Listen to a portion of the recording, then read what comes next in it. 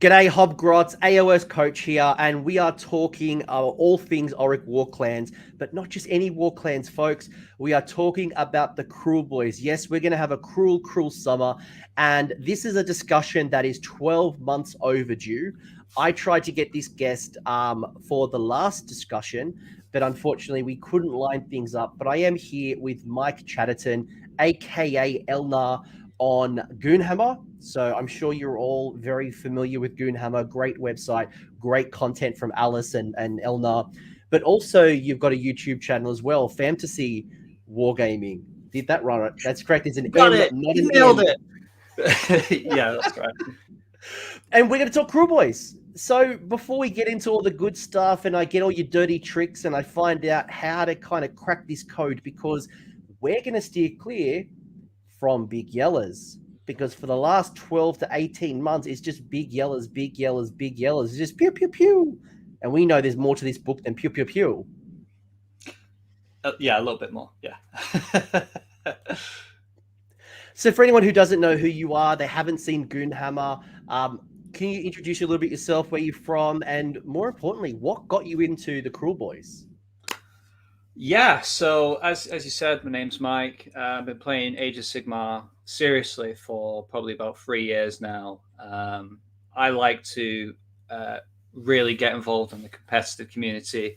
A lot of the content I do for Goonhammer as well as for fantasy wargaming is all about kind of analyzing the competitive scene, seeing where the metagame is at, and basically trying to translate that into information that people can actually use, be it for Goonhammer, where I'm highlighting lists and why they're successful and why they're interesting, or my own content on fantasy wargaming, where I'm guiding people along with my own journey, like what my thoughts are, how I'm adapting lists, as well as little tips and tricks I'm picking up along the way.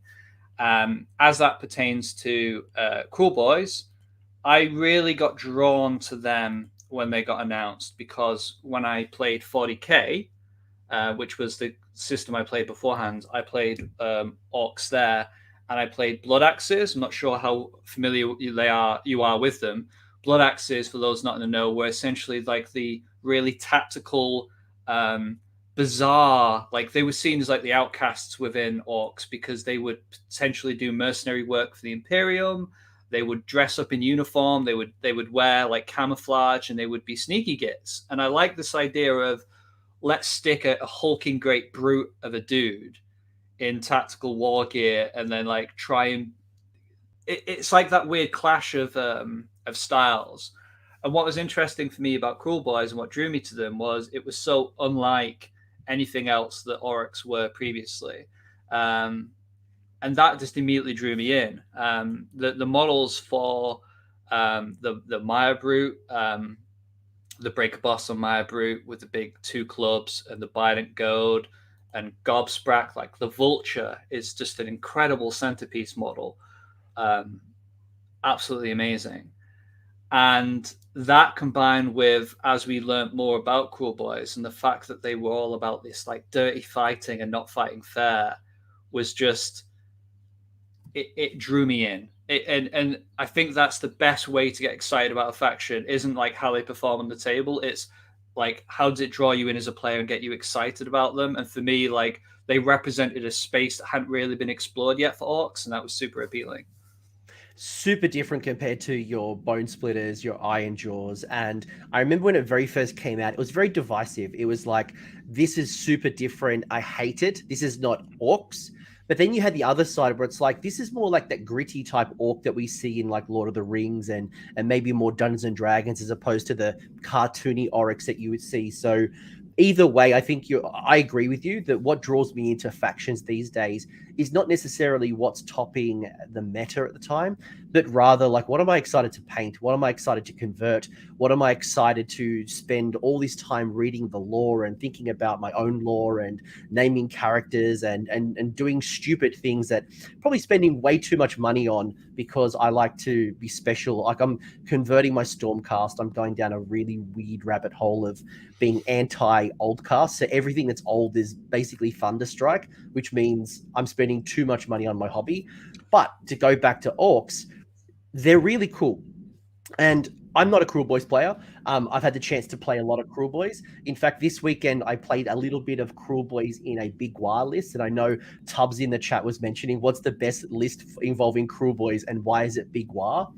And it's interesting because I actually put a tweet out. I don't know if you saw the tweet over the weekend, but my mate Austin had spiked his shooting attack from the Bolt Boys and did 22 mortal wounds, not using the combination of increasing it from 2 to 3. So my poor old Stormcast Dragons got belted. Luckily, I was able to rally them twice to the tears of my opponent. Oh, ouch! Yeah, the shout out to Alex, by the way. Like we talk shop about Big Waaagh a lot, and Kruleboyz come up in that discussion as well.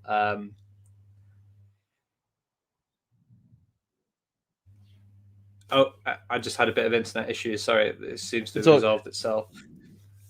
All good. Yep. Yeah. I mean, Kruleboyz, I think, looking at what John McGrath mentioned, just absolutely their lore is incredible and it just opens up so many exciting things you can do. And we're going to talk about lore. We're going to talk about lists. We're going to talk about how you're thinking about the faction. And we're going to talk about other parts of the book that I think when you go down when you go down the Big Yellas route, it just focuses you down onto Bolt Boys. It focuses you down onto Shamans, and it just loses out so much of the great models that are only starting to see the light of day. Yeah, there's been an interesting process for Kruleboyz players where they tried to figure out what would work, and there was definitely like a period where seeing 18 or more Bolt Boys on the table was pretty commonplace. Which is the sort of thing where, and this is going to be true when I talk about Kruleboyz in general. They're very good at beating up what I like to call fair factions, where they just kind of walk forward towards you and they just try and punch you in the face.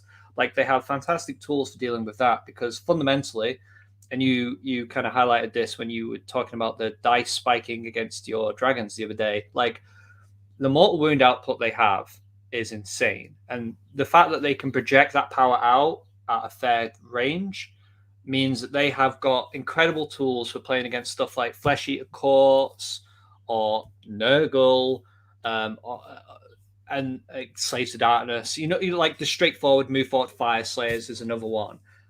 Where they tend to fall down and have trouble with, and where that kind of Bolt Boy spam list fell apart was, well, what do you do when your opponent outranges you? Because if the Bolt Boys move, they lose effectively half their range. So, and the max that they can be in terms of range is 27 inches. Like Sentinels, 30-inch range. Long Strikes, 30-inch range. Like a lot of the big shooting big bads in a metagame simply could keep them at arm's length and just pick them apart because they're a 6-up save. You're paying 120 points for 6 wounds.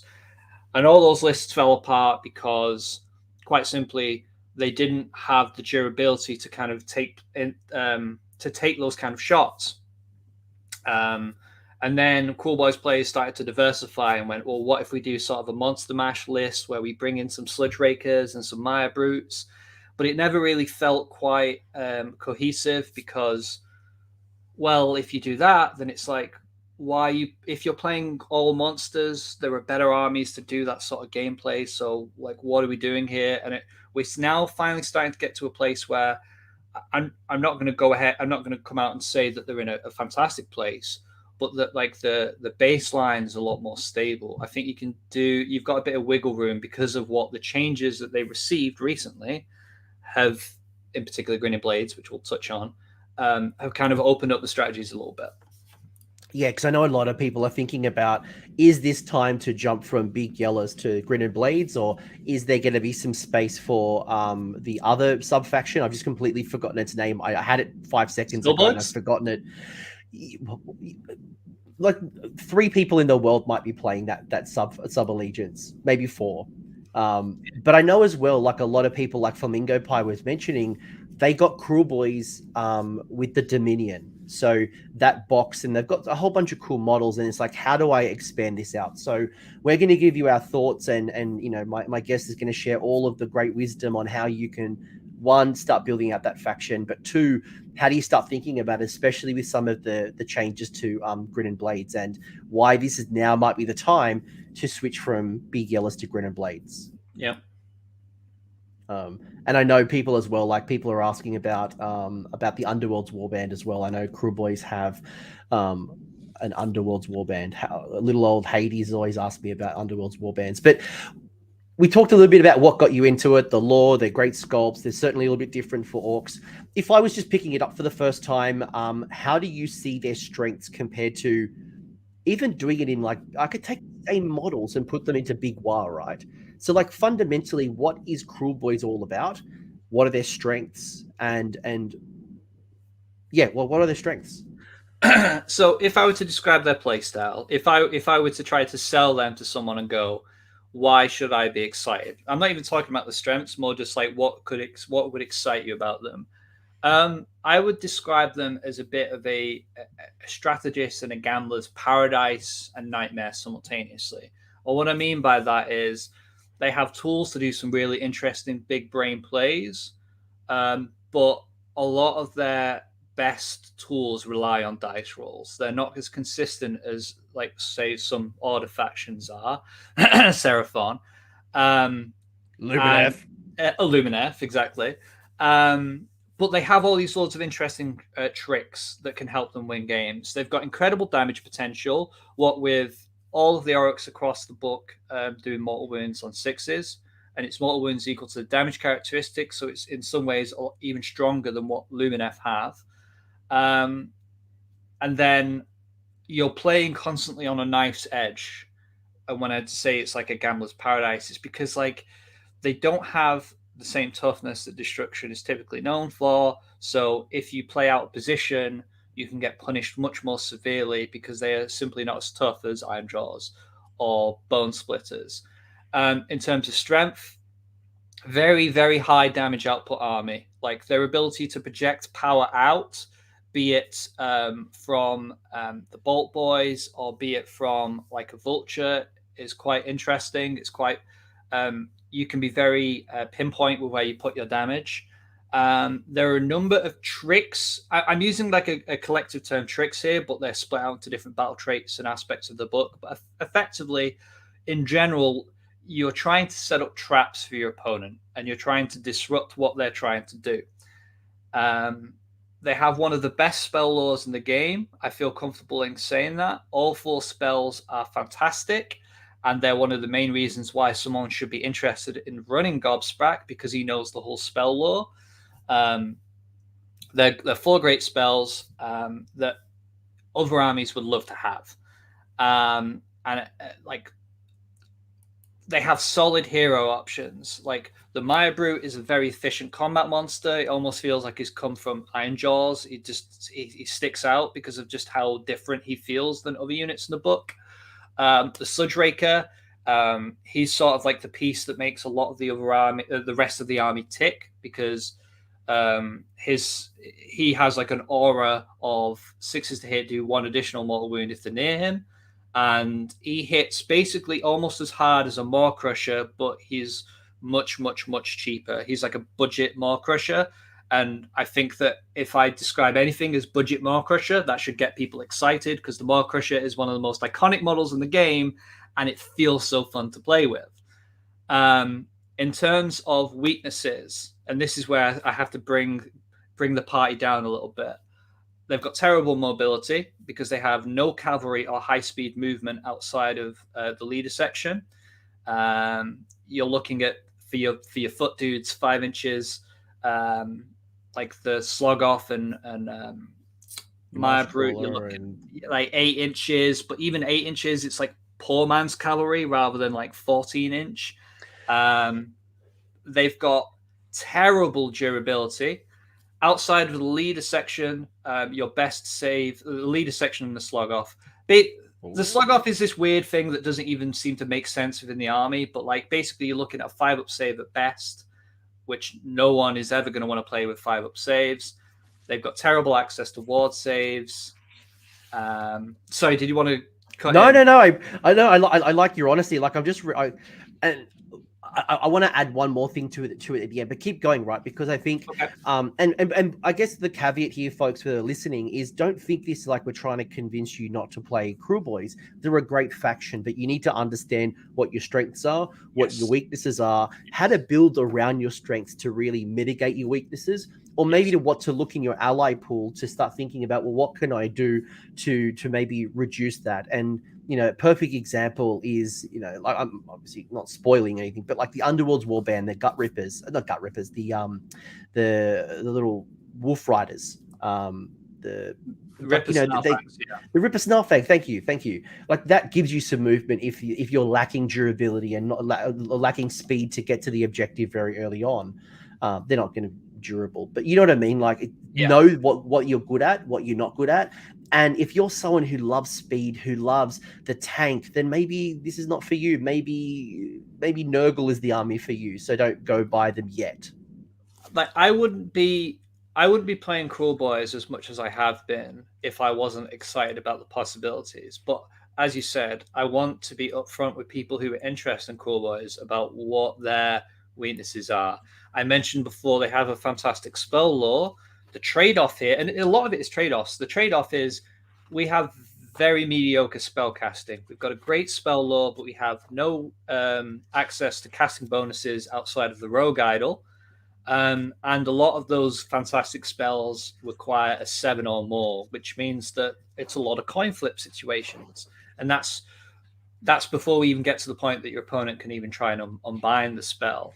And lastly, you've got a reliance, perhaps more so than other factions, on rolling high. And what I mean by that is some of our best tools, like our dirty tricks, a lot of them require dice roll of a 4 or more. Now, over the course of a game, your dice are going to average out. Of course, we know that. But a lot of Kruleboyz success can rely on those like high tension, very pivotal dice rolls. And they are just, sometimes they won't go your way. So you've got to have that gambler's mentality of just like accept that sometimes you're going to lose a game because the dice didn't go your way. They're not as consistent as other armies in that respect. That said, when you look at the strengths versus the weaknesses and how they play, they are one of the most fun factions to play because the lore, the way that the army has been designed, it comes through on the tabletop. It feels like it should. It doesn't feel like it's just like the designers and the lore writers were kind of operating in different spaces. Do I think that they succeeded in making the army like strong in the competitive scene? Not quite, but they have succeeded in making a really good baseline that they can kind of scaffold and improve over time. And I think that's the thing that should excite people about an army, which is the possibility about where they might go forward from here. Yeah, like Gargants, I'm excited about the idea of a third sculpt kit. Like just an extra model would be awesome in my range. But like when I think about Kruleboyz, I often think about guerrilla warfare, and that's fundamentally what this army's about. It's not about running forward. It's not like your Iron Jaws. It's not like your Sons of Behemat. It's not your horde of goblins and squigs and that type of Gloomspite Gits kind of army. You're very much, and you described this to me before we went live. It's very much a niche army, very elf-like. Like it reminds you a lot like Lumineth Realm Lords or some type of elfy type army. And it's within that niche of guerrilla warfare that you are attacking your opponent with a scalpel. It is going to take you time to understand how to use your tools. And with the fragility of your faction, if you misplay, if you take yourself out of certain bubbles, if you target the wrong things, you will get punished.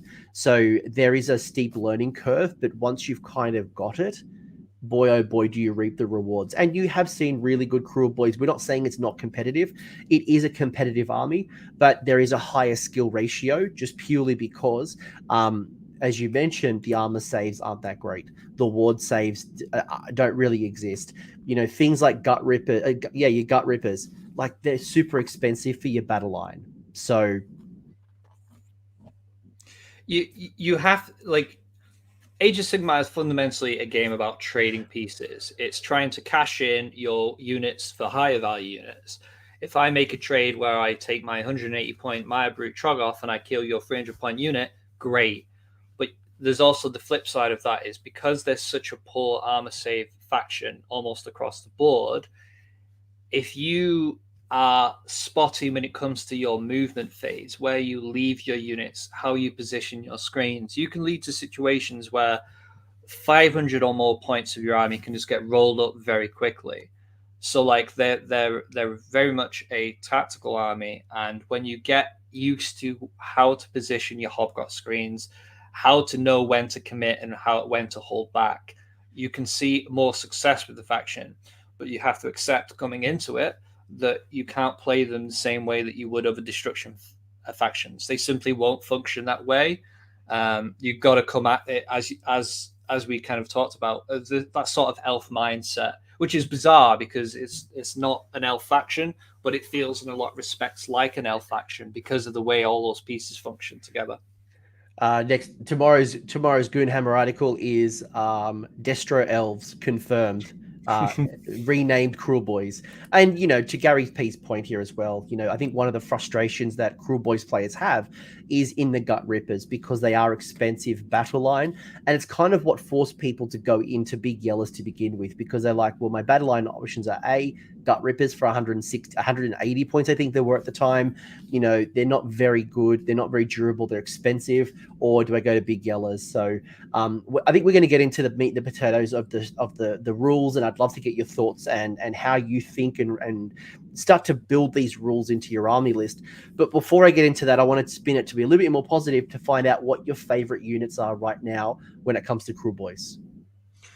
My favorite units are going to be the Sludge Raker. I think is a wonderful piece to play with.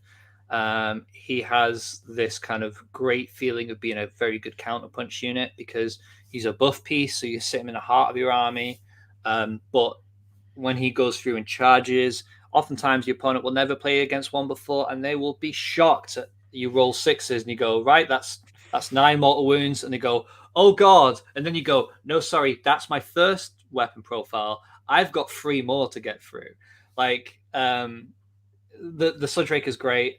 The Maya Brute along the same lines is like a really high damage output unit. It's very slow at 5-inch movement, but it can do 5 poisoned attacks that are 2 damage each, and then it has up to 10 Rend 2 damage free attacks, which is a lot when you consider that the army generally has poor access to Rend, and suddenly you have this unit that can put out a lot of really high quality damage. And then if I were to pick a third, it kind of feels like a cop-out in a lot of ways, but it is going to be the Boltboyz, because I feel like if you were to take the Boltboyz out of the army, the whole thing would just cease to function. That is a nature of like the internal balance being off within the book. They, in a lot of respects, they need Boltboyz really, I think, to effectively function. But that said, they give you that piece that forces your opponent to kind of come to you and play your game. Like, you don't want to be the aggro in this matchup. You want to let them come to you and you want to react to them. Be that because of the way that, Unleash Hell works quite well with what Boltboyz do. Be it because of the synergy between Redeploy and how the Grinning Blade faction trait works. And we'll talk about that in a bit more detail, I think, a little bit later on. But essentially, you're all about laying traps and then counterpunch. And the Sludge Raker, the Maya Brute, and the Boltboyz are all very good at playing that sort of game.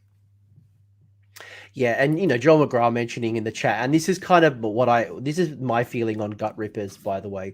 It's not that Gut Rippers are bad, it's the fact that I'm forced to take a unit of 10 for 180 points or whatever it works out to be right now. I know change go up and go down occasionally, but if I could take them in units of 5 and have them at that 90, 100 point mark, I think I'd be okay. But I think it's the fact that I've got to commit 180 points, and if I reinforce them, we're now at 300 or 400. And it's like, do I take that or do I take something else? And I look at so many great options in this book. It's hard to justify. Like, if I want a screen, I want to take Hobgrots. If I want something to do damage, I'm going to go something else, as you mentioned, the Maya Brute, the Snatcher Boss. I'm going other things that are going to do my damage. Go on, you got something for me?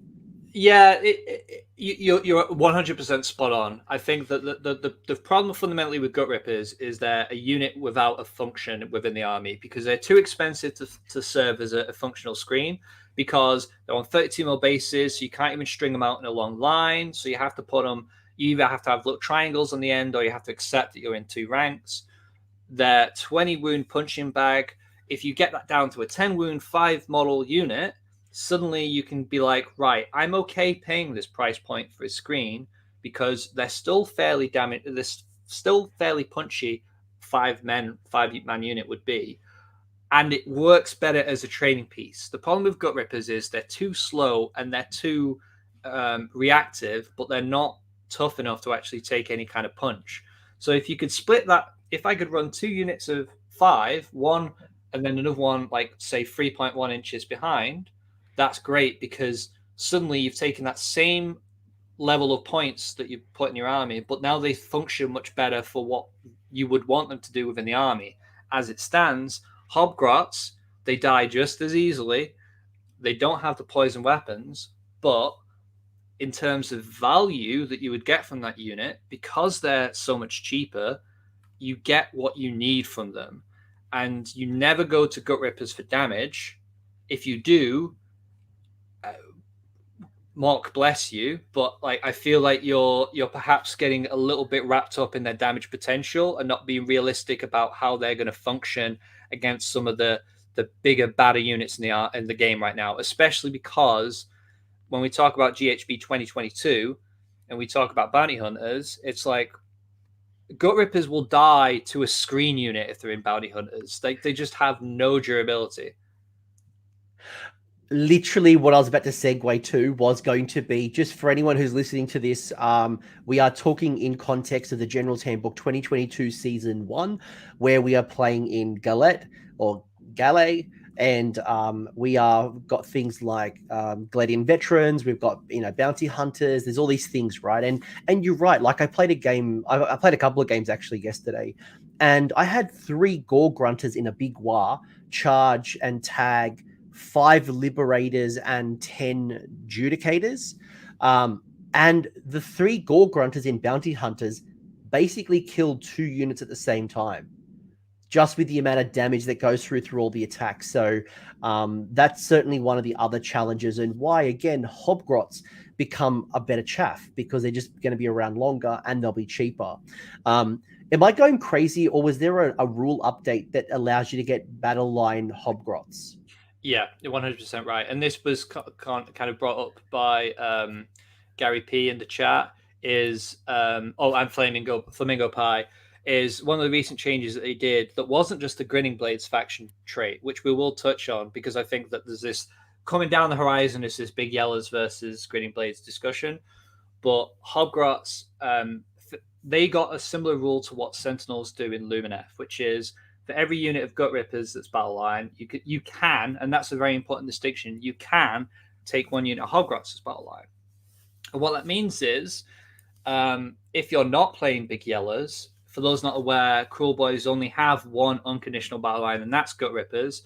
And when the entire core of your army is something we're discussing as being just a unit without a home, it was such a minor change, but it does open up an extra 100 points in list building, because suddenly you're going 180 for unit of 10 Gut Rippers, 1 unit of 10, another 180, and now you can go, okay, well, I can run 1 unit of 10 Hobgrots for 80 points. So you save 100 points there, which doesn't seem like much, but when you consider what we were operating with before, it feels like a lot, because it's basically paying for almost a unit of Bolt Boys. It's paying for another unit of Hobgrots if you wanted. You're 5 points away from a Shaman. And it just gave us just a little bit of wiggle room to list build, because the problem was simply there wasn't enough points to go around to get everything that you needed in if you were playing anything other than Big Yellas, because, Coach, 540 points prior to GHB 2022 and all these changes, you had to invest 540 points, more than a quarter of your army's budget, into a unit you were fundamentally unhappy to be playing with in the first place. It was madness. Yeah, no, and I agree. I agree, and I have the audacity to play Daughters of Cain and whinge that to make my army function, I want to run Marathi in a cauldron, and I'm at 1,000 points. Or I have the audacity to say that I want to run Krondus and Purple Sun for 700 points, and I'm worried about being sunned back. Like, yeah, like when you're paying over 1/4 of your army in a unit that probably isn't ideal. And I think one of the benefits that you and I both had, being people who get access to Games Workshop books in advance, and we get to review and do these things, is that Games Workshop in third edition has started to unlock battleline options within subfactions. You know, there are so many armies now that have like literally anything that you want to be battleline. You pick any faction, there's so many battleline options. Yet, yeah, you're right. You look at Kruleboyz and you're stuck with one choice. But now, well, obviously you got your Bolt Boys, and now you've got Hobgrots. That just makes a huge difference to list building. It was interesting because like I've been tracking what the Kruleboyz community have been talking about when it comes to Kruleboyz for the past year or so after the book came out. And one of the things that I always found interesting was, and you may have seen this yourself, Skullbugs, and we'll get to subfactions in a moment, but Skullbugs are not being taken at the moment. And one of the suggested ideas that people had is, well, what if you played Skullbugs, they made Slogoth's Battleline? And like the bizarre thing about that is, I don't know if it's some kind of like Stockholm syndrome where Kruleboyz players have basically got so caught up in possibilities that they haven't really thought that through. I don't know that an army exists that would want to run 3 Slogoths, not a Kruleboyz army, because like we were so desperate for functional battle line that we were willing to run 3 of a mediocre buffing unit that doesn't stack well with one another, because we were just so anxious to have any other option that wasn't Bolt Boys or Gut Rippers. And I think that speaks to sort of like the weird headspace that Kruleboyz players were in, is we were just looking for any kind of out from simply paying 540 points on this unit. And the good news is we can shut the door on that, because suddenly now you can go, right, I'm only paying 440 points on Battleline. Let's talk about like the actual meat and potatoes of the army. Let's leave Gut Rippers in the rear view mirror. Let's forget about them. Yes, they're depressing, but we can get excited about the rest of the army.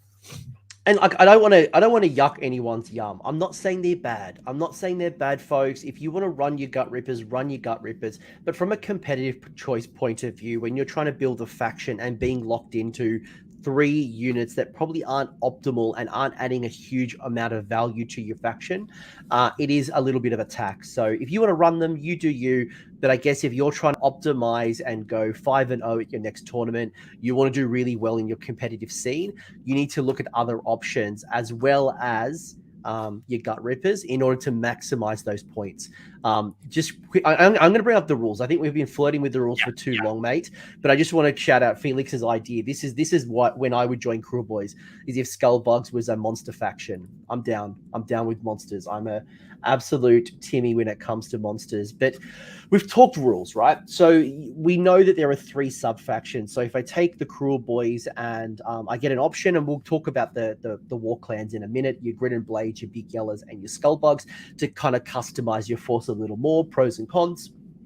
There's a couple of other allegiance abilities you're going to get as a Kruleboy. I'd love just your thoughts and your perception. Are these things important? Are these things that you build around? Are these nice to have and you occasionally tap into them? Like, give me your thinking, right?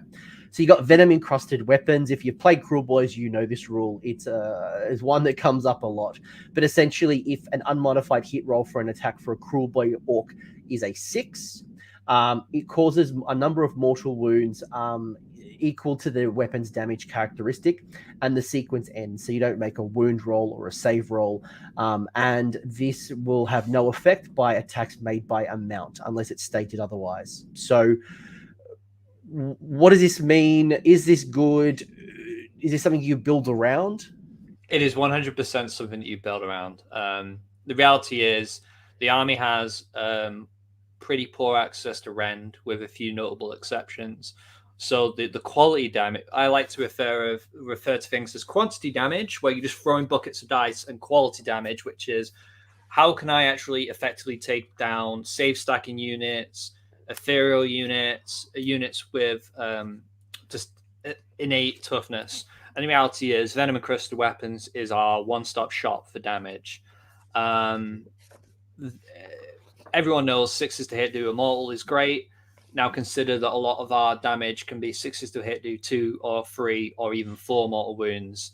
And that really quickly adds up, because it means that any Orc unit in your army can potentially spike its dice rolls and take out a foot hero. They can take out something that's valued way higher than what hit them.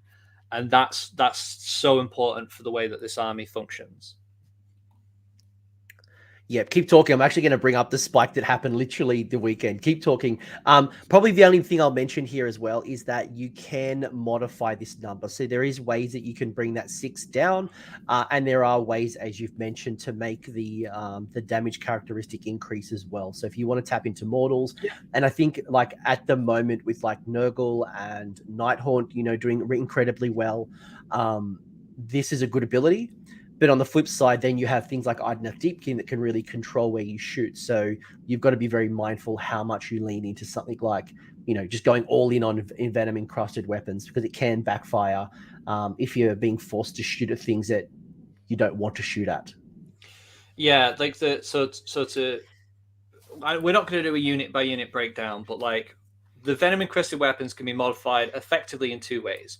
One, the shaman can give up their spellcasting for a turn to give a unit within, I think it's 3 inches, enhanced poison effectively. So now the mortal wounds will be inflicted on an unmodified hit roll of 5 or 6, which is effectively doubling the damage output of a unit, which is great with units that have high volume attacks, like the Gut Rippers or the Bolt Boys, as well as the Sludge Raker by its nature of just basically throwing a bucket load of dice itself. The second way is the Sludge Raker itself. I mentioned it before.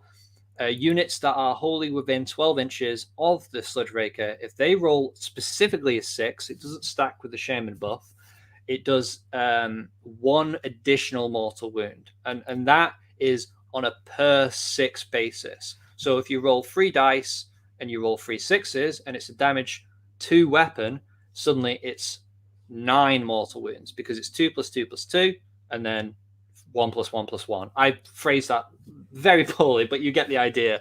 And it effectively also doubles the damage output of a unit. So when you look at the synergies, suddenly you're looking at anything can really just punch way above its weight, which is super important, and it synergizes really well with the Waaagh, which you're going to cover now. And I'll bring this up as well. So this is my mate Austin. I played at me, right? So as an example here, this was his dice roll against me, mate. And this is his Bolt Boy shooting into my dragons. He used his Swamp Caller Shaman to turn this from 6s to 5. So 5s and 6s would do mortal wounds.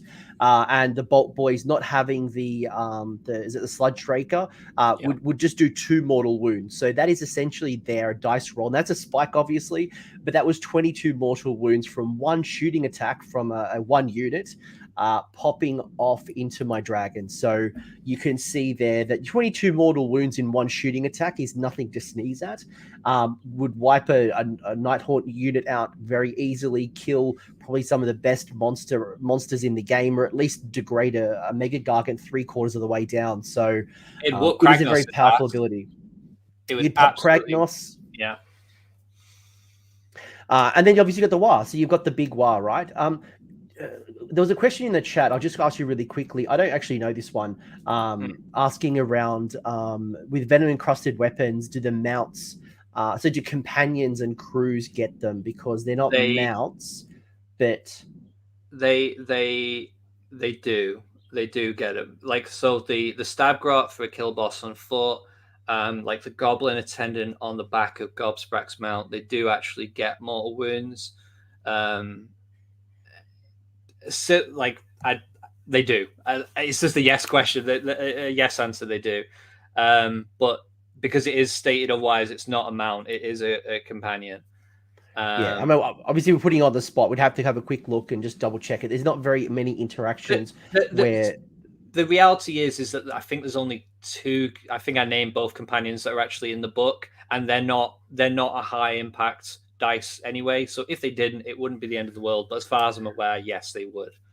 Cool. Just triple check the rules offline, but like yeah, it sounds like yes, but there might be a little technicality there that we're not going to spend 5 minutes looking up. The other rules are the Waaagh, so the Kruleboyz Waaagh. So there are multiple versions of the Waaagh in this book, but the Kruleboyz Waaagh is once per battle in the combat phase. When you pick a friendly Kruleboyz general to fight, you can call down the Kruleboyz Waaagh, and if you do so, 2 other friendly Kruleboyz units wholly within 18 inches of the general that haven't fought yet in that combat phase. So basically, they're going to all fight at the same time. So you'd pick your general, and then 2 other units would basically get 2 activations before your opponent can respond.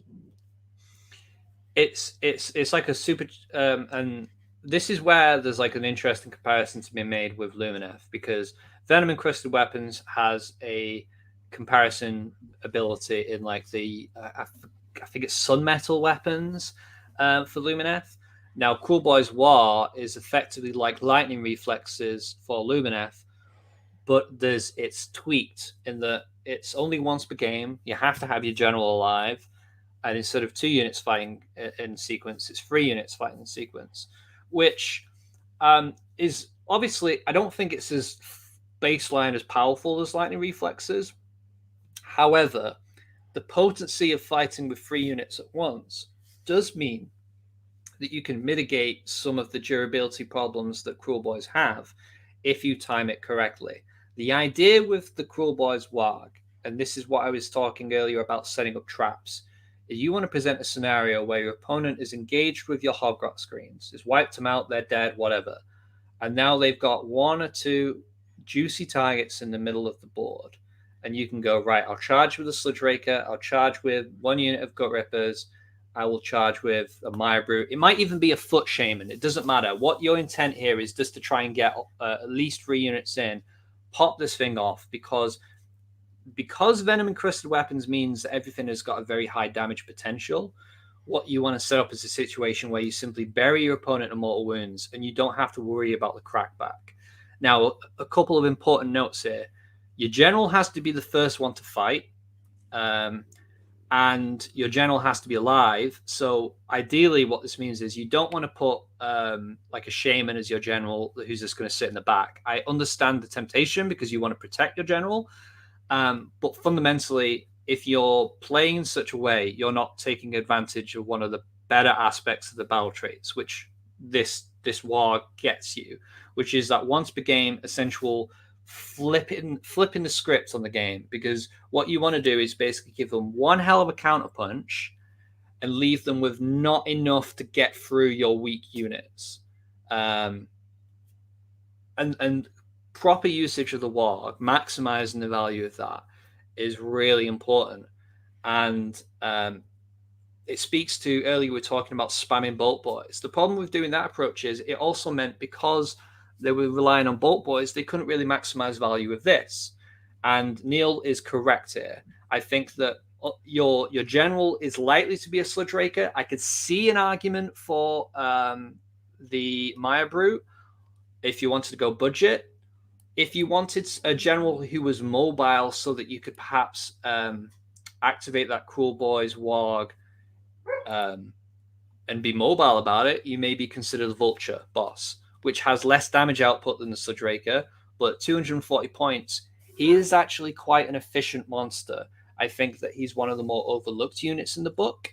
The problem for him is simply he's comparing himself to the Sludge Raker, and oftentimes you want to put the Sludge Raker in your list first, and then you're like, well, do I want to bring a second monster? And if I do bring a second monster, should it be the Vulture or should it be Gobsprak? But the nice thing about the Vulture boss, and I've played this at tournaments, is you make the Vulture boss your general, and that way you can guarantee that you can get him in where you need him to be, because he's 14-inch movement, so he can fly all across the board and really deliver that counterpunch where it needs to be. The problem with Sludge Raker is because he doesn't fly, because his 8-inch movement, he can sometimes get kind of caught between units and can't quite get where he needs to go. But the general, Sludge Raker every time. I think unless you've got a very good plan, Sludge Raker is a very good baseline general. I agree. I agree wholeheartedly. I have never seen the melee bird yet. Look, every time the bird's on the table, it's always gobsprack. It's never the alternate, more comedy focused one. But I think to your point, you do see a lot of Maya Brutes, you do see a lot of Snatcher bosses, you see, and then your points go into your shamans and your gut rippers and some shooters, and that's your 2K on the nose usually. Um, so it's a good ability. You've got to think this through. You've got to make sure that you set it up, and you've got the units. You've got, I imagine, you've got to think about what those optimum units are going to be that you want to get into the fight. So don't do it when you've got like Hobgrots or some unit that you don't have the great output. Obviously, if they're your only options, they're your only options. But try to think through in advance what are those three ideal general 2 units that you want to be maximizing with the Waaagh, because wholly within 18 is quite a generous bubble, especially if it's on like a sludge drake or something with a quite a large footprint. Yeah. The other one I want to talk about is obviously the dirty tricks, and this is one that might throw some people off. Basically, after the players have received their starting command points, but before the battle has begun, you get to pick one of the following dirty tricks. So this is something you don't have to write on your army list. So when you go to a tournament, it's not like you've got to pick lethal surprise and every game, whether it's useful or not useful, you're stuck with lethal surprise. You get to rock up to the table, see your opponent, see your list, see the battle plan, see everything, and make an informed decision if you want to take Noisy Racket, Lethal Surprise, Disappearing Act, or Covered in Mud. Now, I'm not going to read it all. It's not story time with Coach. I'd love just your perception. One, are all 4 of them good? Is there one that stands out more than others? Are there ones that you kind of associate to? So if you, I don't know, play Stormcast or particular factions, these are the ones that I always pick. Like, what is it you're thinking when it comes to the dirty tricks? Okay. So what you'll note, I'll talk about a common theme, which is 3 of the 4 dirty tricks require you to roll 3 dice, and you get the effect for each 4-up that you roll. And what that means is 3 of the 4 are just inherently unreliable. I have had games where I've rolled the 3 dice and I get like a 3, a 2, and a 3, and it's like, okay, I wasted it. It's effectively a battle trait that isn't active for this game. So because of that, in general, because you're already playing sort of a gambler's paradise sort of army, you're picking Noisy Racket for the subtract 1 from wound rolls for attacks made by enemy units in the first battle round. A couple of notes on that. It's not keyword locked. So if you bring an incarnate, the incarnate would be -1 to wounded in the first battle round. If you bring allies in, they're -1 to be wounded in the first battle round, which is great because it's an ability that affects your opponent's army. It's not a buff that's being given to yourself. That said, it's not always going to be Noisy Racket. There are situations where I may pick another one. There's a combo with Disappearing Act and one of the command traits that I will speak to in more detail when we get to the command traits. But if I were to talk about army matchups, let's say you're playing against an army that has most of its damage output come from mortal wounds. So, for example, Lumineth Realm Lords. In that situation, Noisy Racket is not nearly as valuable because they're not necessarily relying on their wound rolls anyway, because their damage is coming from 6s to hit. In that situation, you may pick Disappearing Acts because they run a lot of minimum sized units and they're 1 wound models. So you can basically, Disappearing Acts is possibly the most exciting of the 4. I'm not going to read off the whole thing, but the effect is you get a powerful but unreliable ability to kidnap an enemy unit, force them to put it in deep strike, and then at the end of their first movement phase, they have to put it on the board. But important distinction here, they can't put it anywhere on the board outside the 9 inches of your units. They have to be wholly within their own territory. And there are a lot of battle plans where the territory is quite small, and it ensures, let's say it's a hammer unit, that they have to basically skip their first movement phase with that unit.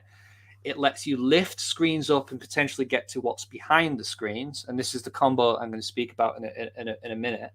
And it opens up these nice little traps that you can set for your opponent. Covered in Mud was a lot better in Big Yellas than it is in Grinnin Blades. It effectively lets a unit that's in cover, important distinction, not a hero or monster, so typically it would be your Bolt Boys, are not visible to enemy units, which can help mitigate against their counter-shooting weakness that they have inherently. and then there's Lethal Surprise, which is possibly the one that I've chosen the least. And there's a reason for that.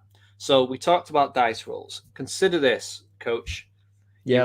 You roll 3 dice, right? You get 1 4-up, and you go, okay, I can booby trap 1 objective or terrain feature.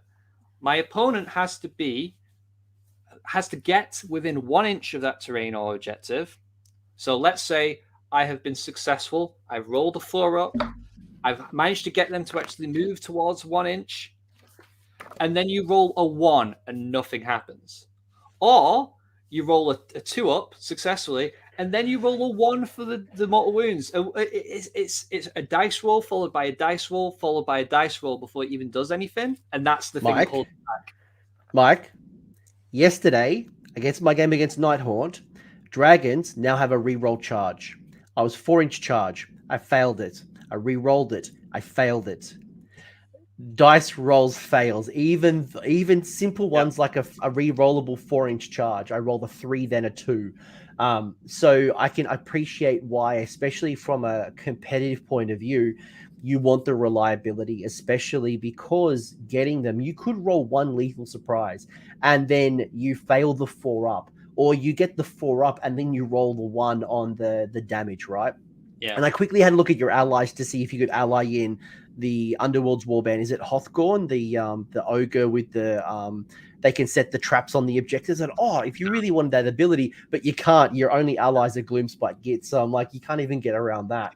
You cannot even ally within the book. You can't ally in Ironjaws or Bone Splitters, which is so bizarre to me.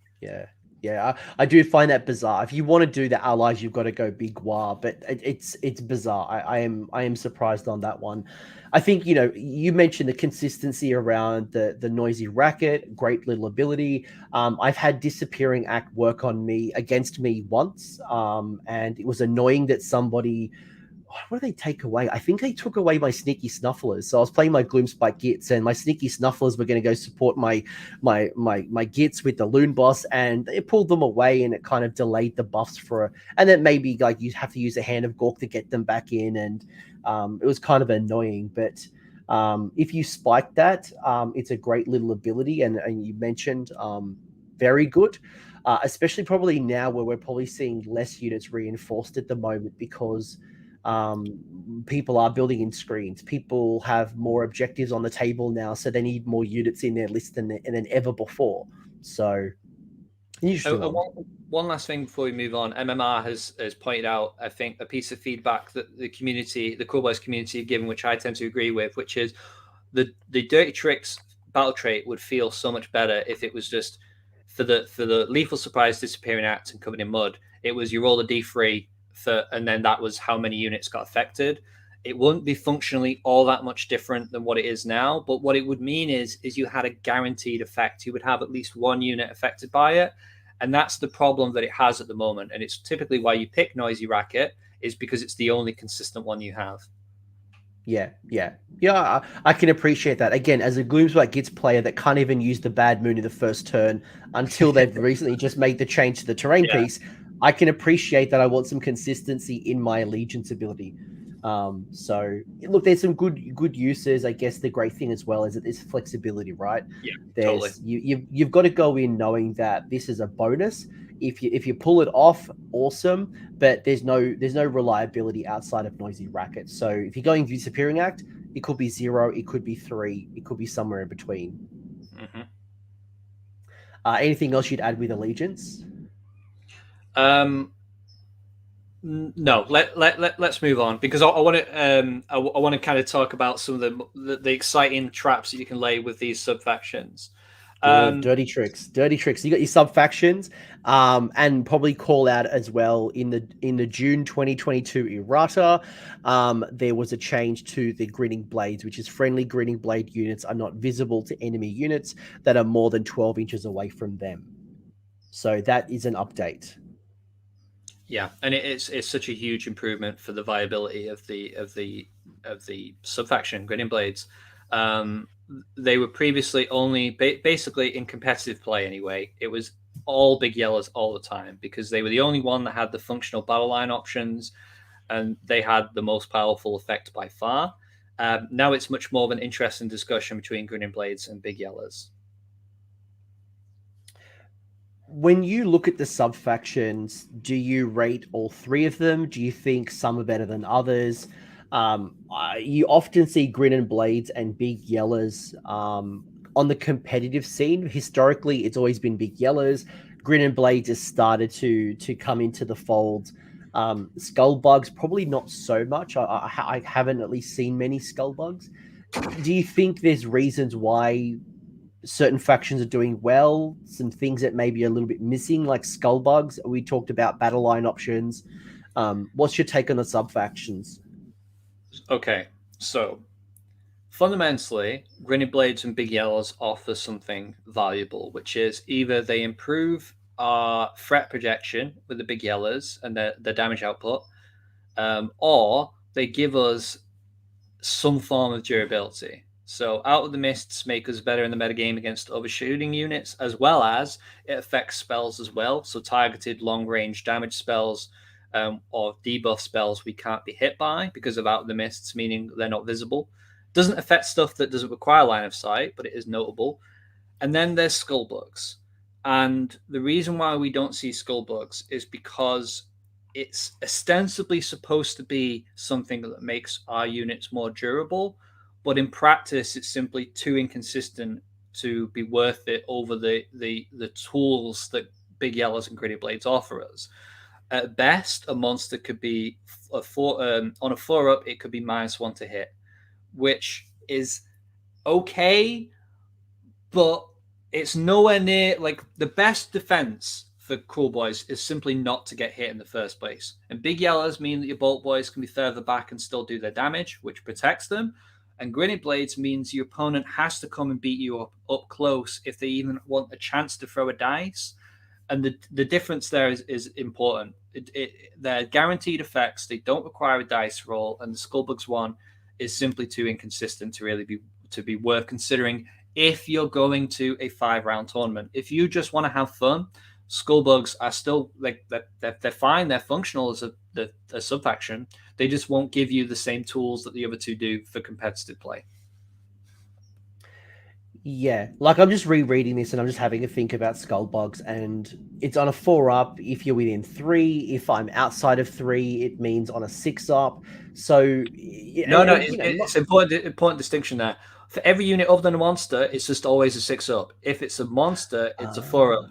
But it's only within 3 inches. It does 0 function if they're out of combat. Oh, okay. Yeah, I don't like that. I don't like that at all. I think if I wanted a -1 to hit, I would tap into my allies, my Gloomspite Gits who have a plethora of just -1 to hit. Like, get yourself some stabbers or some shooters with their nets. And it's ironic, funnily enough, that I've seen a lot of Kruleboyz players bringing in shooters or stabbers as allies and screens. And the irony is that I'm getting Hobgrots and Hobgrots for the same rule, because all of my units are minimum 20 in size, and I just want those 10 model idiots that can just screen, not worry about Gladian veterans because they're not battleline. So it's funny that we got like this student exchange program. Yeah.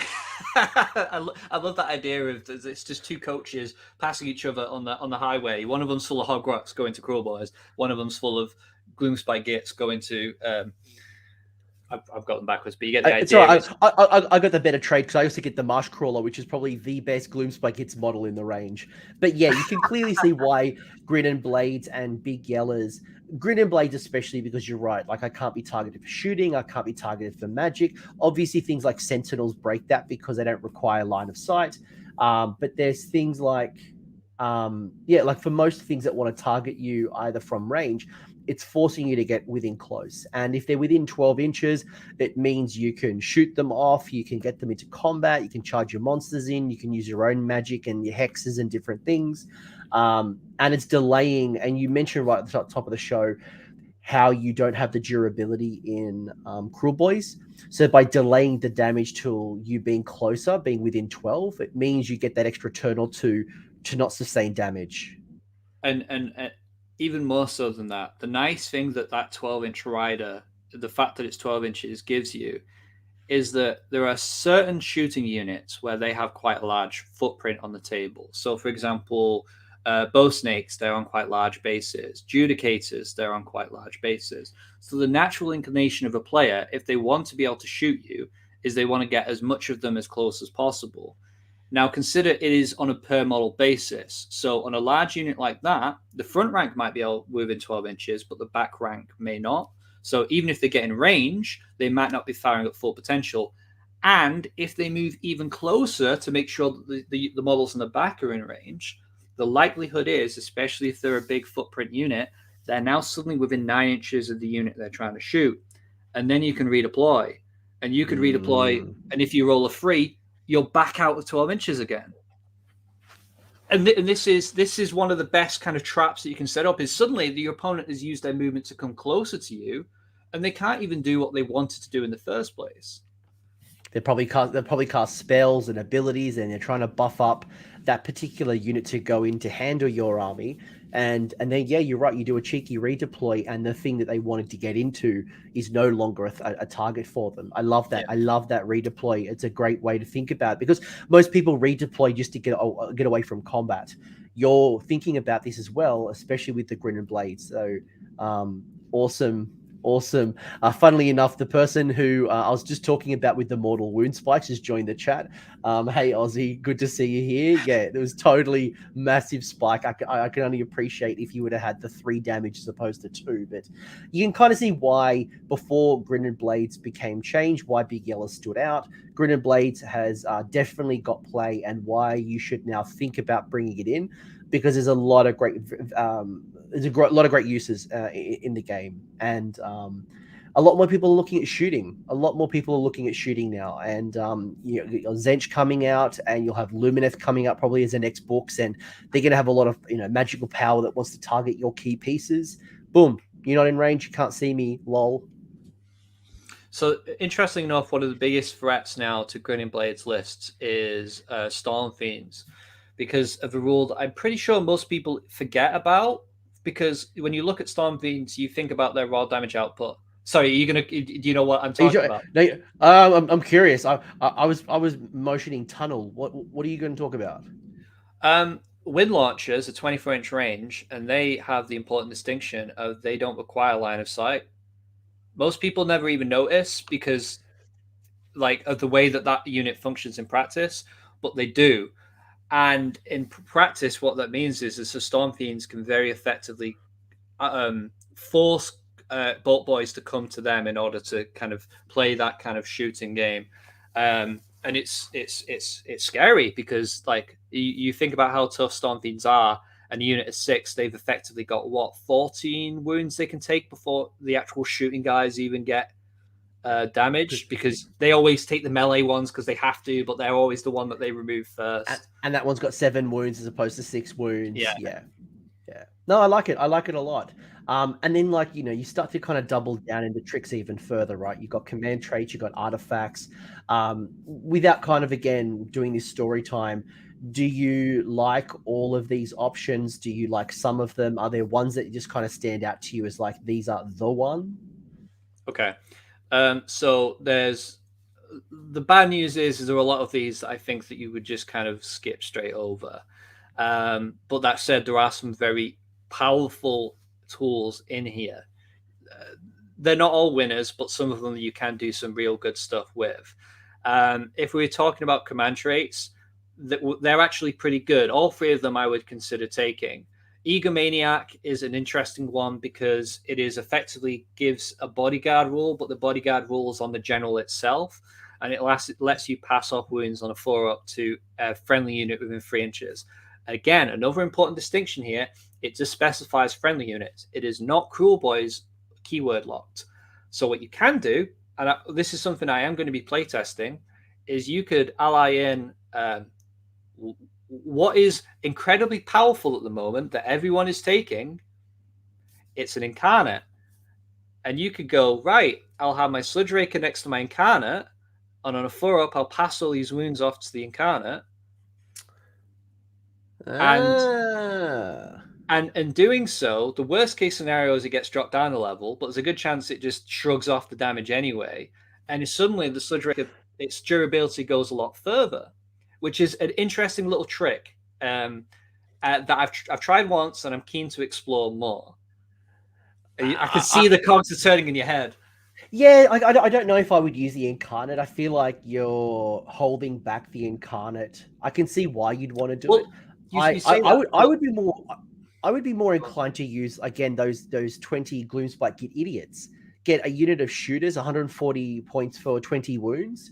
Bodyguard that. If you, I mean, depends on who your general is. Like if you do a shaman or some type of foot troop type of hero, then that's an extra 20 wounds potentially as a bodyguard on a 4-up. Gives you a lot of rally dice as well as the unit kind of goes down.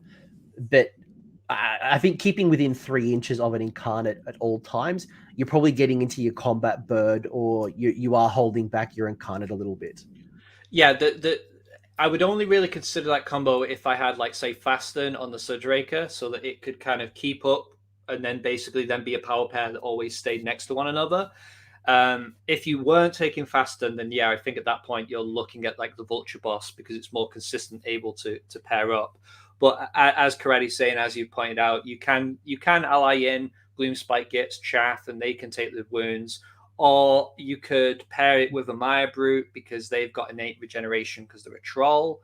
Like I've done that before. But I feel like we're beating around the bush here because the actual one that you want to take is super sneaky.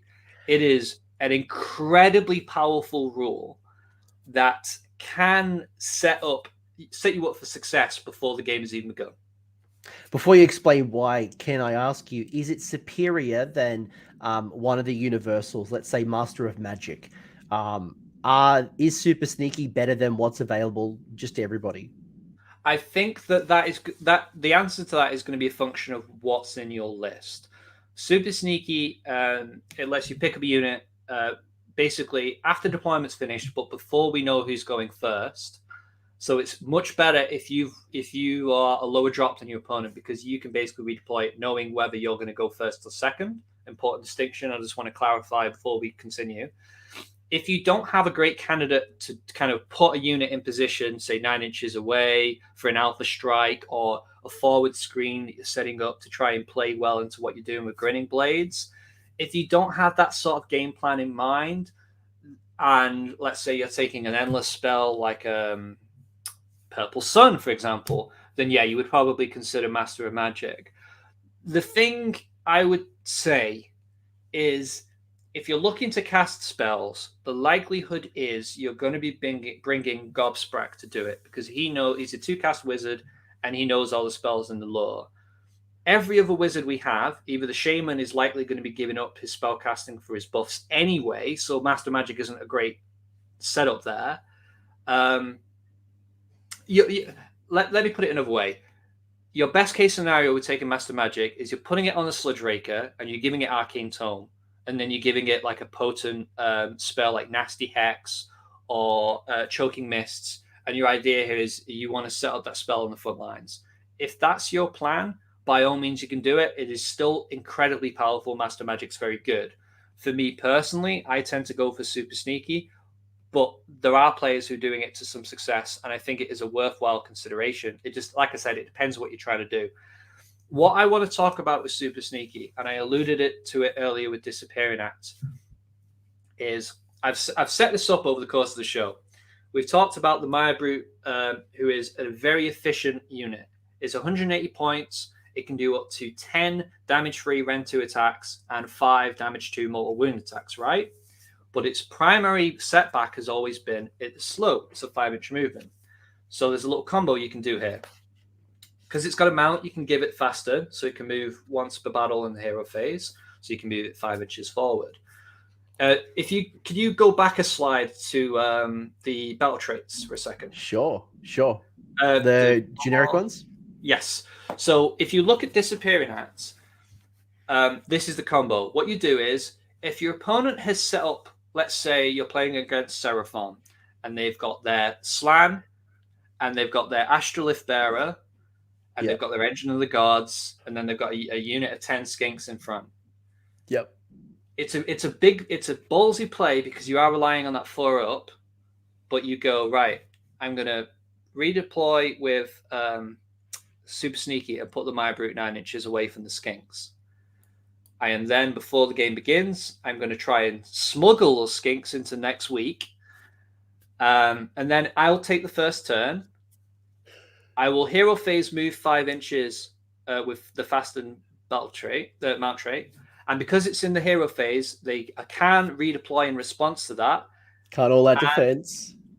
I'm not in combat yet, but I can shut off the redeploy. If they're still not within like a reasonable charge distance range, I could also do the movement phase move.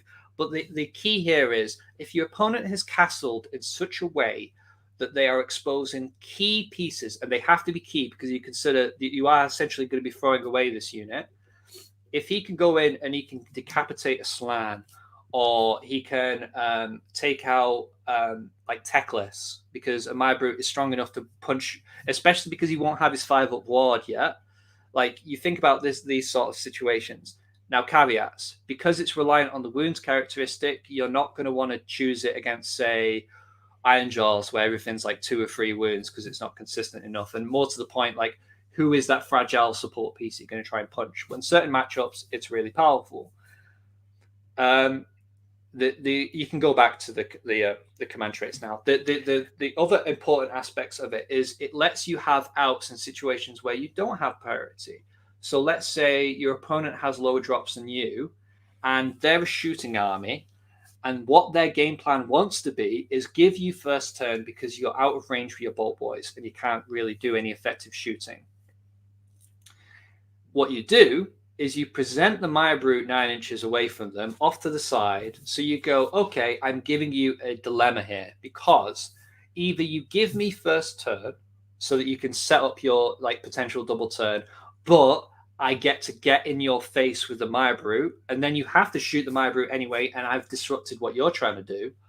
Or they go first, and yes, the likelihood is I lose the Mire Brute, but I consider that in a shooting mirror where I want the potential to have the double because it's very good with bolt boys. I consider giving up 180 points for that to be worthwhile because I will kill more that and more in the crackback. And what it ends up being in practice is just a really powerful trick that's very versatile. There's a lot of interesting plays that you can make with it. Sometimes it's just as simple as you move 3 bolt boys into a position where they can snipe at a hero. Sometimes it's you put 10 Hobgrots onto a objective that your opponent has no Galician veterans near, and you go, okay, I'm going to make that the proving ground. I've started the game with a Galician veteran unit on it, so I've captured it, and then I can redeploy off it. I'll still have it because he can't contest it, because that unit isn't a Galician. You see what I'm saying? It just gives you so much interesting play. And that for me is, and I knew that would be my answer too. Master of Magic, for example, great command trait, awesome command trait, especially if you want that guaranteed, or not guaranteed, but as close as guaranteed as possible to unbind, dispel, and cast things, right? You got that critical spell, you got that critical endless spell, boom, you've got a better chance. You want to remove that purple sun that your opponent's cast, you've got a better chance to kind of get rid of it, right? But when you think about the versatility of board presence, you talk about the screens, you talk about hitting an opponent hard. And I do want to kind of get to a question that's come up from the chat from Jonas, who's talking about, does super sneaky get less effective if you're not sure who's first, or you don't have control of the deployment because your high drops, your opponent is battle regiment, or whatever that might be? It definitely is weaker because basically you cannot be sure about how your opponent's going to react. And this is why I said if you're using super sneaky and you don't have priority, you don't have that decision about who's going first. You tend to be either a bit more defensive, like I said, you use like a Hobgrot screen to control where your opponent can move, or you're setting up that Sophie's Choice dilemma by presenting a Mire Brute. Typically, it has to be a Mire Brute because it's that sweet spot between being cheap enough that you don't mind throwing it away, but also impactful enough that it can do the work it needs to do before dying. Like you wouldn't do it with a Sludge Raker, for example, because you're just throwing away too many points for that function, and it works better as like a counterpunch piece. But it is definitely. Sorry, go on. I was just saying, what's the? I was trying. I'm frantically looking back and forth on the armor save of what the Maya Brute is. Right? It's a 4-up save. I was just thinking, right? Like, you know, if your opponent does take first and they want to go kill it, boom, you do finest hour. Yeah. on it, so it's got a 3-up save. You could all out D in the shooting in the combat phase, and then should it happen to survive, you could then use the heroic phase heal on a 4-up, get D3 wounds back, and if it's not in combat and it's still alive, you could always heroic recovery too. So they've put a lot of effort and a lot of resources into, as you said, 150 160 point model that hasn't gone into your Bolt Boys, it hasn't gone into your Sludge Draker, you've gone into those things that you want to win you the game. And because I'm oftentimes picking Noisy Racket as my dirty trick, he'll also be -1 to wound in the first battle round. And you basically talked about the sequence of things that I have done in games, which is I've used Finest Hour, they've taken first turn because they've gone, right, I need to kill this boy. Noisy Racket's up, Finest Hour is up, and they fail to kill it. And that is a nightmare scenario for them because I've now got a piece right in their front lines. Yes, I've given up Finest Hour, but I can retreat out of combat if I think it's going to die. I can heroic recovery on their turn. If I get the double turn, it can potentially go in and kill something quite important. And it gives me that time to get my Bolt Boys and my other units into position on central objectives. So yes, to answer Johannes, it is not as powerful as it would be if you control it, but you have just enough tools there that you can still squeeze good value out of Super Sneaky in that situation. The ideal is that you plan your army in such a way that you minimize how many drops you are, because you want to control that decision. You don't want to give it to your opponent. And a couple of other things to call out is in that combination, the Maya Brute doesn't degrade. So unlike most kind of monster type models, there is no degrading. So whether it's 12 wounds or 1 wound, it is going to be fighting at its top bracket. So you get a whole bunch of attacks, which is awesome. And yeah, there's a lot of resources that are going to have to go in to kill this particular model. So great thinking. I love your big brain strategy. I think to your point, and just to kind of round this off before we get into the artifacts and then some of the other things, is go in there with a plan. If you're going to be high drops, if you're not battle regiment, or if you've even gone battle regiment and bounty hunters and you're 3 drops, there are still armies right now building purely battle regiment for 1 drop. Then you need to think about, if I don't get to choose, am I even going to do it? Because Super Sneaky says you can pick one. Yeah. So you don't have to. You don't have to. If you're not confident and your opponent's got, I don't know, bow snakes that can shoot in the hero phase. If you're up against, KO and you got a whole bunch of things, you're like, I'm not confident this is going to survive.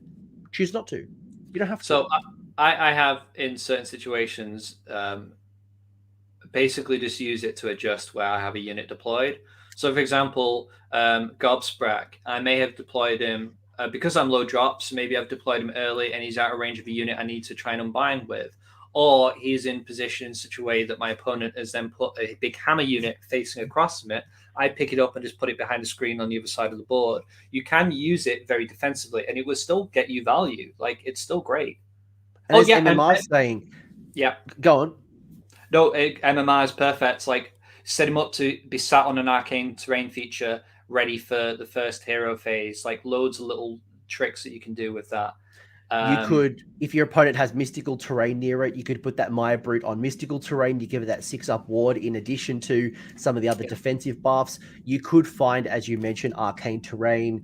You could even find damn terrain, take that mortal wound hit and get the +1, right? There's so much variability. If you haven't got one of the objectives, as you said, you could move onto an objective. If you had a center objective point, you could kind of jump onto the center. There's so much utility that's why I would go Super Sneaky over Master of Magic. Yep. Speaking of artifacts of power, like, I think that it's like The good news is we talked about how like the way that our battle traits and super sneaky is set up is we want to be low drops. Well, the good news is we have no need for Warlord because generally you're not taking a second one here. Of the four that are here, there's generally one that you would consider, which is Mock's Eye Pebble. Basically, if you're in a heavy shooting metagame, it gives you an additional layer of defense, which is a once per game 5-up ward in a bubble 12 inches from the bearer, which is not amazing, but when you stack it on top of Grinning Blades, or let's say you're playing Big Yellas, then this becomes a lot more appealing because it gives you that same sort of durability buff. Eye Biter Ash, Beast Killer Slop, and Spike of Seeds, they're all once per battle effects as well, but none of them I think are, with the exception of maybe Beast Killer Slop, which has quite a high damage potential, none of them I think are better than Arcane Tome. See, I would partially disagree with you. Partially. Right. Games Workshop in this General's Handbook promised this inventory meta, right? This Galetian veteran meta. If we ever get to a point where we're running with 60 zombies and double reinforced units running around terrorizing the board, I could see Spike a Seed would be great. If we're overrun by 60 zombies, 30 blade geists, lots and lots and lots of models. But at the moment, that meta hasn't created. So I would hold back on that one. But I do see value on Spike a Seed if that meta ever comes. Yes, like you're 100% right. I was looking at this from the perspective of what the metagame is currently. And the reality is, with the exception of maybe Soul Blight, no one's really running that many models where it becomes a reasonable consideration. There's so many kind of smaller armies that are building around bounty hunters where like you're just not going to get that same sort of value. But if we ever get to that point, it becomes a very strong consideration. Yeah, spot on. And who knows what's coming down the pipeline? Who knows? Maybe Pink Horrors are going to be going, or even Pink Horrors, you wouldn't use it on. It'd have to wait till the Destruction book come around. But I think we all agree. I agree with you. Mork's Eye Pebble is probably my favorite, but then I'd probably go Arcane Tome as well. So pros and cons. Very quickly, when it comes to your grand strats and your battle tactics, you do have some specific ones. Now, I've cut out the ones that aren't relevant to you, the Iron Jaws, the Bone Splitter, the those types of ones. Do you tap into your grand strategies from the book, or are you going into your battle pack ones? I know a lot of people... The faction battle tactics and the faction grand strategies aren't as strong. What's your kind of elevator pitch here? So I grappled with the new season. I grappled quite a bit with what the best grand strategy would be for Kruleboyz, and unfortunately, I don't have a fantastic answer because I've not really figured that out myself. That said, I don't believe that the answer is one of these battle tome options.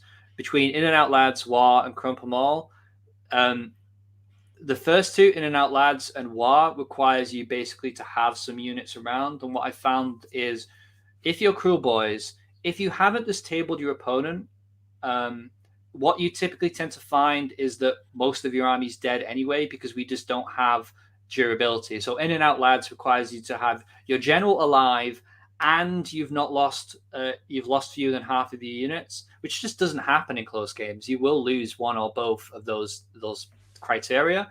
And then Waaagh, it requires either your general or a friendly battle line unit to wholly move in enemy territory. And the problem here is Gut Rippers and Hobgrots die to a stray breeze, and your general may end up having to die just because you have to commit the general, your Sludge Raker, in order to kill something. It's just not consistent. Ones like Show of Dominance or Take what's theirs, and there's a few. There's one for killing all your opponent's battle line, which I quite like, but I've forgotten the name of.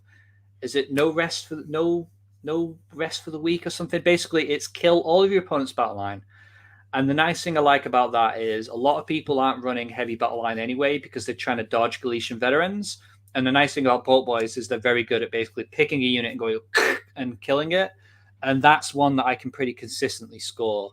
So, and then Crump 'em All, I played with it once because I misread it. I thought it was three or less enemy units in the battlefield, but no, you have to leave them with 2 or less. And that's really difficult to do.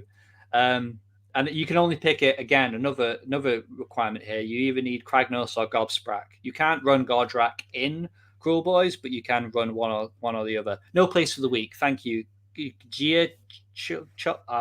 Pasquini. Giacomo. But I'm also not known for my pronunciation. But hey, you're all listening, so yeah. Like I think at the moment, like I don't think any. Look, Waaagh is probably, if you build specifically, especially like a high movement general who you think can heal and tank and survive through the game. Yeah, I think Waaagh is probably, of the grand strategies, maybe your best one. Under the GV, certainly the battle line makes it a bit harder to keep those around and keep them within enemy territory. But yeah, I'd probably go the battle pack as opposed to the faction specific one currently.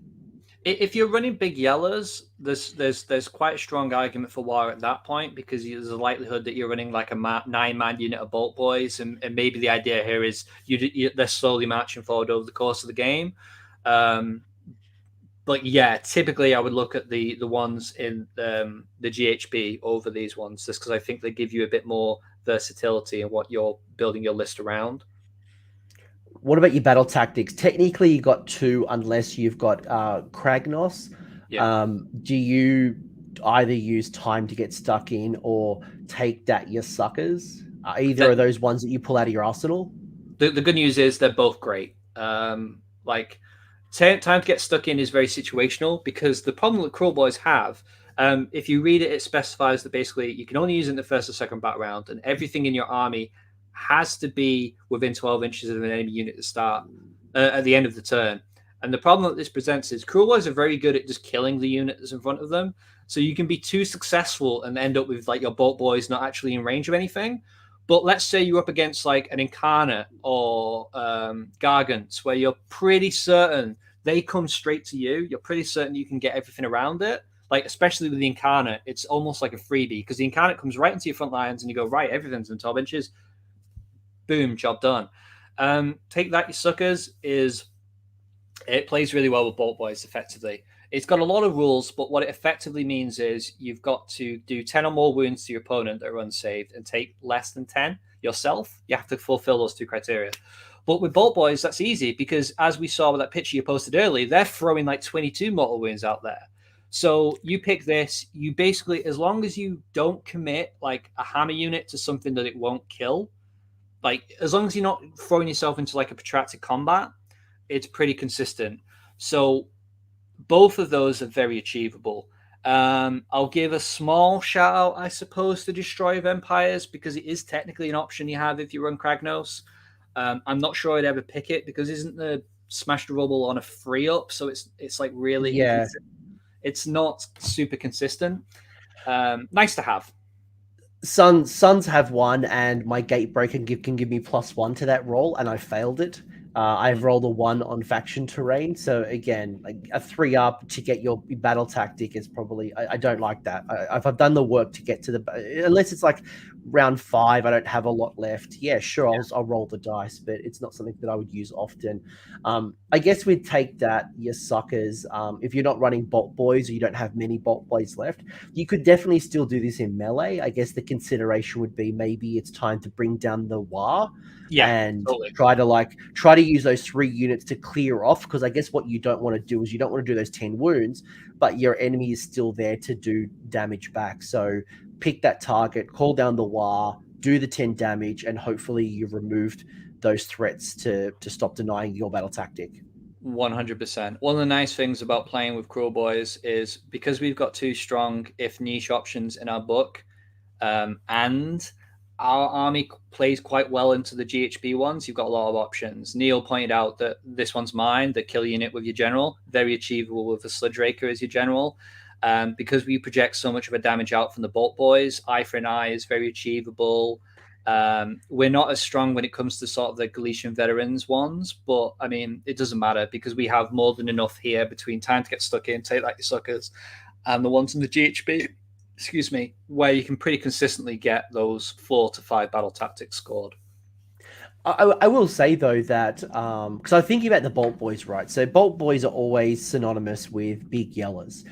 But there's a good argument to keep those Boltboys even in Grinnin Blades, because they wouldn't be battleline, which means they're not Gladian veterans, which means they're not doing double damage against bounty hunters if they got into your... I know your boys are already fragile. The last thing you want to do is to remove more of them. So there is a good argument on why, and you don't want to double reinforce them anyway. Usually you find six or one reinforcement's enough. Yeah, like the weird thing how it ends up working out is, and we kind of danced around this for the entirety of the show, is there's this decision to be made with, are you leaning towards Grinning Blades or are you leaning towards Big Yellas? If the metagame has any appreciable amounts of shooting, I think the answer by necessity at the moment with the way the army is constructed, it has to be Grinning Blades, because yes, Big Yellas are very potent when it comes to damage output, but the problem that they have is they're so easy just to whittle down, and then you're losing them to Battle Shark, and you're going to have a bad time. Whereas with Grinning Blades, the Bolt Boys almost perform better because they just survive so much longer to do their damage. So spoiler alert, like the lists that I'm discussing today will be using Grinning Blades. That said, I don't want to dissuade people from using Big Yellas because they are potent. That extra 3-inch range applies to both the hasty shot and the long range shot, which means that your best damage profile, your 2-shot one, for those not to know, if they move, they go to 2 shots instead of 1. They don't hit as well, but your damage is only coming from the mortal wounds anyway, so you don't care. That extra 3-inch range means that they've got an effective 20-inch range, the 15 from the short range shot and the 5-inch from the movement. 20 inches is a lot better than 17. I know it doesn't feel like much, but 3 inches counts for a lot in this game because it's not a straight line. Think of it as a bubble all the way around your unit. It's like the bubble of threat it has is much larger. So if there's ever a point where the amount of shooting that's in the metagame comes down, Big Yellas just immediately becomes a lot more appealing. I am thinking about, and I guess I'm talking the future state, right? And we know that Tzeentch and Lumineth are coming next, right? And their traditional castle, protect their wizards with bodies, right? And will Grinnin Blades be able to reach those Lords of Change, Techless, the Sentinels, whatever it might be? You probably have a tougher time with Grinnin Blades, but then on the flip side, they can't target you if you're Grinnin Blades because they can't see you. But obviously Sentinels, and who knows if Sentinels are going to change. But I guess there's like a bit of a pro and con there. But if you're someone, for example, like I played Nighthaunt yesterday, to get to that Cruciator, to get to some of those buff pieces, you need the range. And they want to be within 12. They don't care about doing the damage at long range. So against Nighthaunt, Big Yellas is probably the better option. Especially with the mortal wounds and just do things with your Bolt Boys. But I guess that's the beautiful thing about Age of Sigmar, right? It's scissor paper rock. There is no one list to rule them all. So speaking of lists, let's bring up one. Let's bring up one of 2 lists that you're going to share with me. We've kind of given you a lot of theory, folks, on how my guest is thinking about Kruleboyz. I guess this is where we kind of put it to practice and go, right, well, how does the list work? Why does it work? And what are the combinations? Is that list 1? That's list 1. I want a list 1. We kind of ruined it with the Incarnate. List 2 has an Incarnate. List 1 has the Mire Brute. It has Gobsprak. It has the Snatcher boss on Sludgeraker. Which is the general, by the way, super sneaky arcane tome with flaming weapon, the universal spell. You've also got your swamp caller with the Potgrot, which has levitate. You've got 2 units of gut rippers, 2 units of Hobgrot slitters, a unit of 6 man skewer bolt boys. You've got 3 bolt boys, 3 bolt boys, 3 bolt boys. No monster, none of the beast ones. No beast skewers. No, the problem with the beast skewers is simply it's a byproduct of the metagame, because if you're ever in a world where there's a ton of high wound monsters, it becomes a lot more appealing.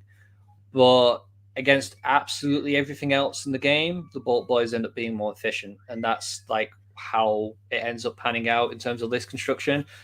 You can run them. I've run 2 for a tournament before. They've been okay, but typically I tend to get better, more consistent results from the Bolt Boys. So how does this list work? Like, what's the combinations? What are you trying to do? Is it a melee army, a shooting army? Is it like, how are you winning the game with this list? Right. So the first thing that I do when I made this list is I wanted to try and construct it in a way that I have as few drops as possible. So we've skipped over Warlord, we've skipped over Bounty Hunters, we've skipped over Expert Conquerors. The latter two, because we don't have great candidates for those two battalions anyway, because we talked about their lack of durability. That said, we cannot fit this into we can't fit this into a 1-drop or a 2-drop, because one of the drawbacks of the way that the Kruleboyz army is made is a lot of our best heroes are commanders, not sub-commanders. So they don't fit into, only one of them can fit into a battle regiment.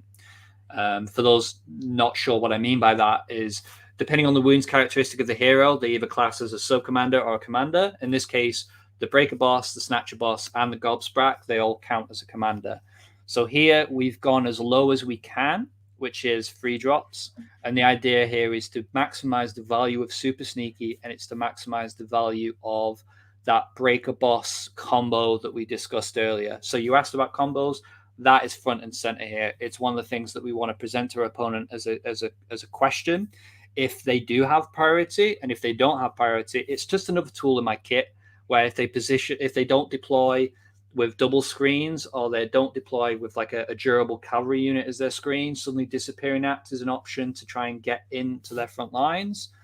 Other combos here, we have one shaman who has got levitate to give the possibility to have the Snatcher Boss jump over the front screens, because we talked about how he can get caught up behind stuff because he's a big base model and he's not got flight inherently.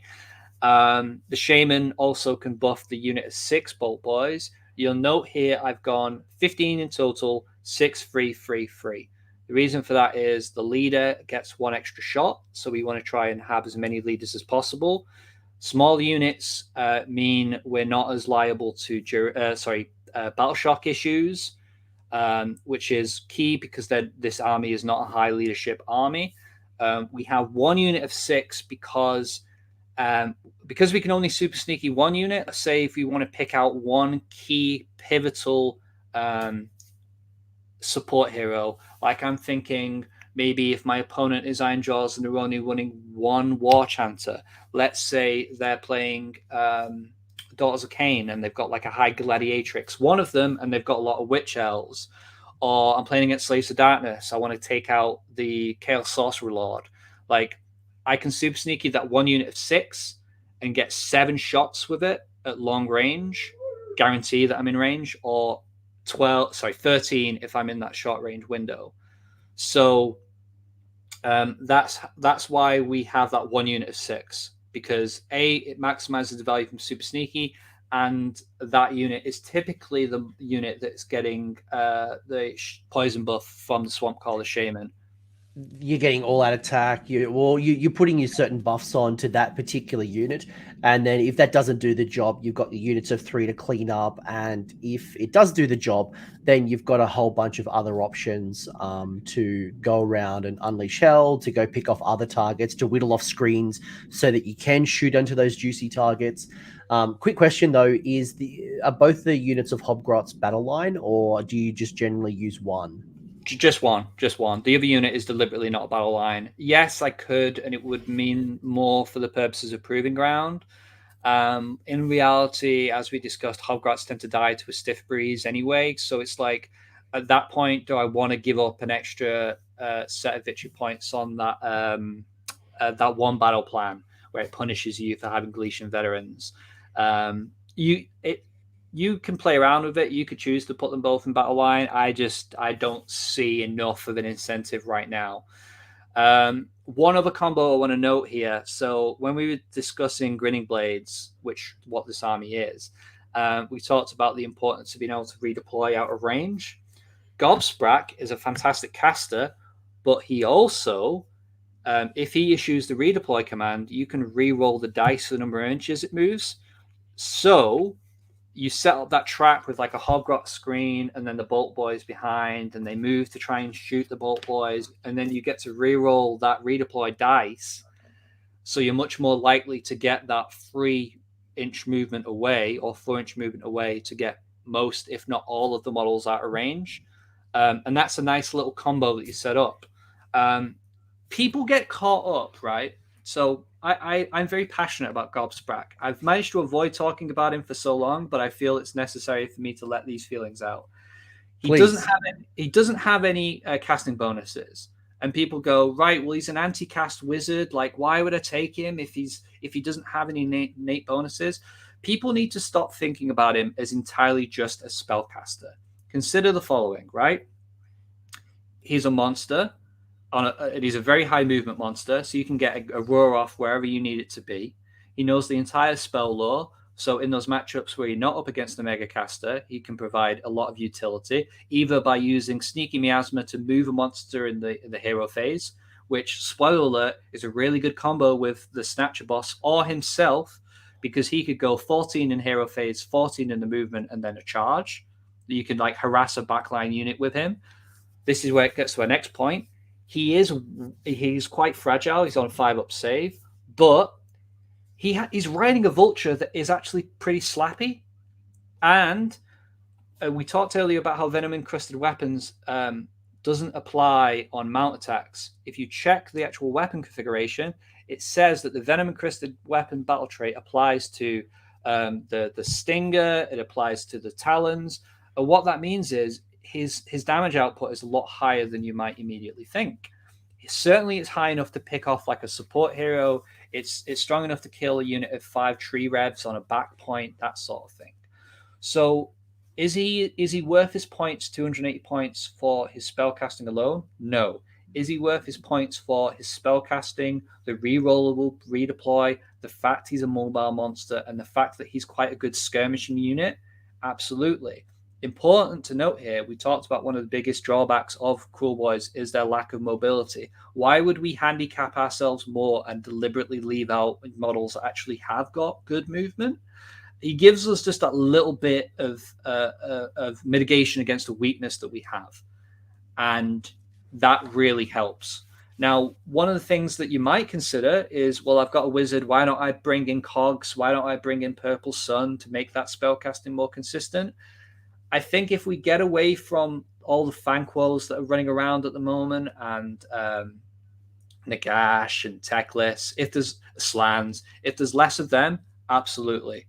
The problem is I don't think it's like a value proposition, 280 points, what you get in him, yes.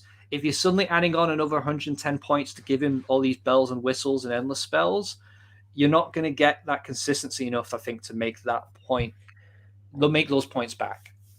See, if anything, I think you make some great comments. A couple of other things I would consider is, as an opponent, if I see Gobsprak on the table, I'm really thinking about my casting, because each time that you unbind a spell, the caster's going to take D3 mortal wounds, and if you roll a 10 up, then it's D6 mortal wounds.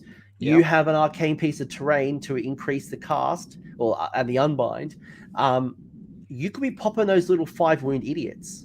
And often if people are going into 2, 3, or 4, not 4 endless spells, but up to 3 endless spells, and you are seeing multiple endless spell lists, you can quickly kill those wizards, because most people aren't running these 10 wound commander wizards in multiples. So I think there's a lot of value. And then for the likes of Thankful, that can do a +4 cast to, put on Boatman when he's next to the piece of terrain. Well, you've got your once per game 3d6 unbind, which I think is a powerful ability, especially if you can get that arcane piece of terrain. And even if you use your little sneaky teleport to move one of you on him onto a piece of terrain. So there's a lot of utility in Gobsprak. I'm not against him, but I'm also not looking at him as a supercaster. No, like the nice thing about Gobsprak is that threat of the unbind. You don't even necessarily have to get it off. What it does is it presents your opponent with interesting decisions. I have in the past gotten a kill off on a unit by just doing 2 incidental unbinds, and then they have to stop spell casting with that model altogether, or give up their heroic action to do heroic recovery, and suddenly I'm making them do things that they don't want to do. They set up, it pairs really well with the Boltboyz, because I might unbind the unit and then finish it off with the unit of Boltboyz, or vice versa. The Boltboyz might weaken the unit and then suddenly they don't want to cast spells. That 3d6 unbind is really useful for trying to stop that first cast of Purple Sun. And the best play that Gobsprak ever did for me in tournament play, it wasn't in Kruleboyz, it was in Big Waaagh, but it's important enough to note here, is he actually killed Morathi because my opponent wanted to cast Mind Razor and she was on 3 wounds left, and she didn't consider the possibility. She forgot about that special rule that if I unbound it, I do mortal wounds back. So, and just a typical Aussie has had that exact same play. I felt like a god that I brought down Morathi on their turn because they didn't think about. People think about spells as what can that spell do for me. The nice thing about Gobsprak is suddenly it's much more of a risky proposition to even attempt the spell, and that's the value. Yes, you roll that poor 5 or a 6, or something that's really low, and there are some spells that are quite low, casting value 4, 5, or 6, and if they don't have Master of Magic, it's just enough to sneak through. It's those spells that you want to unbind because it's super easy to unbind, and Gobsprak is a two cast unbinder, so all of a sudden you've got some serious opportunities to do some damage. And then as an opponent, I do think about, do I really need that Mystic Shield, or can I afford to try to cast that and then take more damage with my wizard? And I've already passed the heroic recovery stage, so I can't even heal that up. So there's a lot of great options there. And I had the same kind of experience because I used the Troggoth Hag, and the Troggoth Hag is the same type of, if you unbind, you can do damage to the caster. So it is a good psychological warfare as well. But anything else you'd add to this list? Probably one question I had for you that was burning was that we've talked a lot about drops. We've talked about that this list can only be 3 because you've got multiple commanders in the list. How often are you finding you get to determine who goes first or second? In the UK meta, which is obviously where you're based, are you finding 3's enough? Are you finding that you get most of the choices, some of the choices, or you just have a good plan that you don't care? Well, let's think for a second about how lists typically get constructed, which is armies will typically either be 1-drop because they're fitting into 1 battle regiment. If they're not, how else could they construct it? Right, well, let's say they go battle regiment plus minimum bounty hunters. That's 3 drops. That means it's a coin flip. If they're trying to maximize it, that's 4 drops. If they're bringing in a warlord, I automatically outdrop them. And they can't have an army that's just a warlord. So I know if they take a warlord or command entourage, they're guaranteed to be at least 4 drops. If they're bringing expert conquerors and bounty hunters, I outdrop them. So when I stop thinking about it in terms of average drops and I start thinking about what kind of armies are going to fit into those archetypes, the stuff that tends to be in a 1-drop are those shooting armies that want to try an alpha strike, right? Primarily. There are exceptions. Or combat alpha strikes. They just want to get into your face. So in those situations, if it's a shooting mirror, Grinning Blades helps protect me. If it's an alpha strike list, let's say it's Ironjaws, for example, I can put the Hobgrot screen 9 inches away with super sneaky, and now they're mighty destroyers. They can't actually move. They have to charge the Hobgrot unit, and that protects the rest of my army. So I think 3 is okay. Like, I could see an argument to go down to 2 to get underneath the battle regiment plus bounty hunters. That would require me to give up, let's say, the breaker boss. Then I think the next list that I have here with the incarnate ends up being a 2-drop. It is. Can I ask you as well, with the Alpha Strike Ironjaws list, for example, the one that wants to turn 1, it's going to get in your face. Is that also where you'd maybe use Disappearing Act as well and hopefully get a couple of those nices? Because piggies, you often find your units of Gore Grunters are in units of 3. Sometimes they're in 6s, but usually 3s. Would you go for a Disappearing Act and hopefully get them off the board in that first turn to kind of delay the attack? I think I would still go -1 to wound because the Disappearing Acts there, I don't believe you can even pick mounted units. Just double check that. I'm keep talking. Well, but the important thing here is you have to beat the wounds characteristic of the unit. So the Gore Grunters, they're 5 wounds, so you'd only be on a 6. So it's like the actual targets aren't great. It would typically, It would likely be -1 to wound, and I would deploy the Hobgrots 9 inches away so they can't get into my face. They have to charge the Hobgrots or get around them in some fashion. Like, they could still teleport charge, obviously, but I'm reliant on my screens then. And in that situation, the -1 to wound ends up being more valuable because, yes, the Gorgrunt has a high damage output, but if they're wounding on 4s, suddenly that's a lot more of a coin flip situation. Yeah, your odd boys and that I'm probably going to get into in turn 1. It's your piggies and the Maw Crusher. You can't do the Maw Crusher, and I can't see Disappearing Act that mentions anything about mounts, but you're right with the wound, having to roll above the wound. With Gore Grunters, it's probably a bit too much, but yeah, I was just thinking like that could be a nice little protection for the Alpha Strike. But yes, in the Ironjaw situation, it probably doesn't work because of the wound characteristic of the piggies. Speaking of the Cronspine list, here is the second version of your list. It is 2 drops as opposed to 3 drops. A lot of commonality, but also some differences. So you got your Maya Brute, which is the Fasten. You've got your Choking Mist on the Swamp Caller, so you don't have Levitate on that one. You got your Snatcher Boss, which is super sneaky, Arcane Tome, and you've got Nasty Hex as opposed to Flaming Weapon. 2 units of Gut Rippers, 2 units of Hobgrot Slitters, the Incarnate of Gur, which is that universal monster thing that we all know and love and hate, depending on where you are on the fence. The unit of 3 Man-Skewer Bolts, 2 units of 3 Man-Skewer Bolts. So probably 20 less wounds, although that is technical because we know the Incarnate can be anywhere from like 1 wound or 3 wounds to like 1 million, or 18. Well, 36 actually. Yeah, so the key differences here primarily is Gobsprak's gone and 3 Bolt Boys are gone. And with those 400 points, the Incarnate comes in. The nice thing about the Incarnate is he's a behemoth, so he can fit into that slot in the battle regiment that the heroes can't. So I go down to 2 instead of 3. I lose Gobsprak, which means I lose the knowing all the spells from him. And I still like to have Nasty Hex in my toolkit. For those not aware, it's a 12-inch range spell that shuts off a ward for an enemy unit. And that's really good against a lot of like the combat monsters running around that have got a 5-up ward. It's great Nurgle. Against It's great against Nurgle. Yeah, like a lot. Again, INF Deepkin, they're running around with 5-up wards. Like, yep. There's a lot of great units that don't like to see Nasty Hex. So that's here. I could consider flipping the Fast and Mount trait onto the Sludgeraker in this configuration because the Sludgeraker would be bound to the Incarnate for the +1 to cast situation.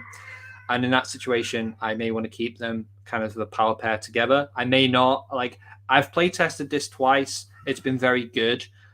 I'm running the first list, not the second, to my next tournament, which is Mancunian Carnage.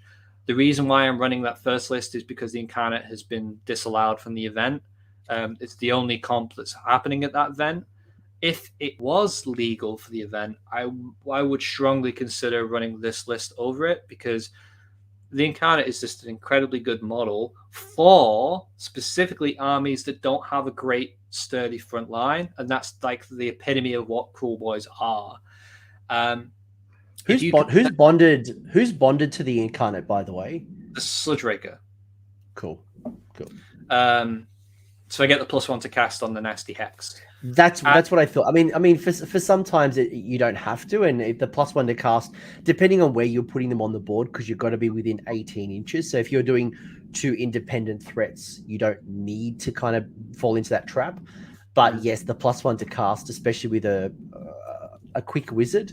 Obviously, you can't do it with the with Gobsprak because Gobsprak is a unique hero, so you can't do that. Unfortunately, that would be cool, but yeah, I like it.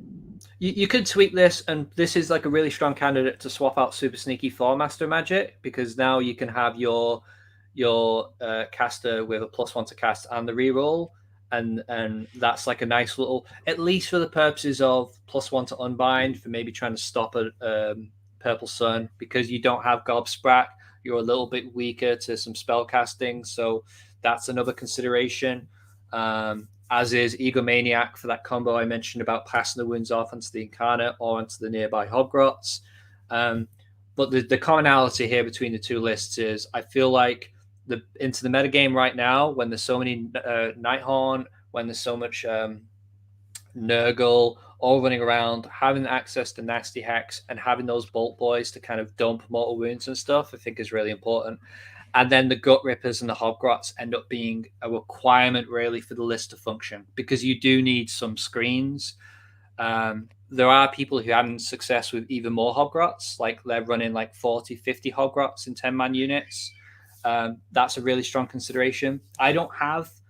So, like, let's say you could take out the Breaker Boss, that gets you 180 points, and then you could run 20 more hobgrots, so you've got 40 total.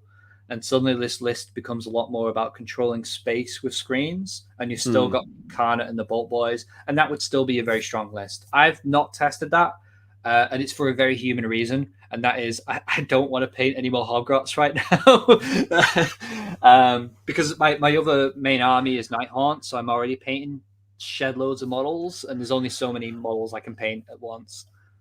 Probably one other burning question about this particular list is I noticed you've only got one Swamp Caller Shaman. You often, I mean, you don't often see, but I think probably like 50-50 when I look at lists, there's always like two of them. Sometimes they're there for redundancy, sometimes because they've got two threats they want to be able to put the poisons on. Any reason why you didn't do two Shamans? It's just a function of making the points work. Ideally, I'd like to have two, because what you want to do is you want to give like the poison to the big Bolt Boy unit, and then have either the option to give the elixir for the +1 save to the Sludge Raker, or give the poison to the Sludge Raker. You know, have two kind of punchy pieces. That 105 point mark is a bit awkward. As you note, this is 2,000 points on the dot. Trying to fit a second one in leaves you with weird amounts of points left over. Like you could do, instead of a unit of Hobgrot Slitters, you could have Snarlfang's Rippers, which is 70 points, and that gives you that 10 points, which then suddenly you can kind of try and fit one in. But in an ideal world, I would run two, because the second one would fit comfortably into the battle regiment. It's because it's in an open slot. But I've tried it, and it leaves you with either points left over, or you have to cut something that I think is more valuable to what the list is doing. If you're running bigger blocks of Bolt Boys, like you could do 2x6 instead of this MSU style. Then MSU being minimum size unit for those not aware. The Shaman having more than one makes a lot of sense, because there is nothing more frightening for your opponent if they're running a melee army and they have to come towards 12 buffed Bolt Boys, because you charge them, they unleash hell. You charge the screen, like they'll just shoot you back. It's like a nightmare for them to deal with. So it is really strong. One bit of wisdom I think that we haven't touched on yet in this episode, which I think is worth considering, is when you look at things from a raw efficiency standpoint, if you're primarily going to be using the Shaman to give poison, you tend to get better results from just running 3 more Bolt Boys than you would from running a Shaman to buff a unit of Bolt Boys.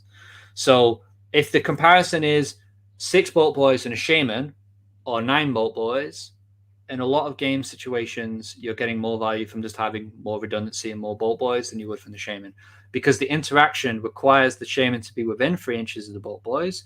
It requires the unit receiving the buff to not be in combat, which is a really awkward little rider that I think some people don't really remember at times.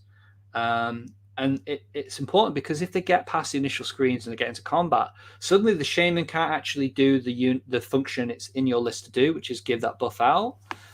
Whereas if you have more Bolt Boys, they can do their thing regardless of whether or not they're in combat. And they can shoot you out and unlock those units of 6 or whatever it might be. Yeah, I like it.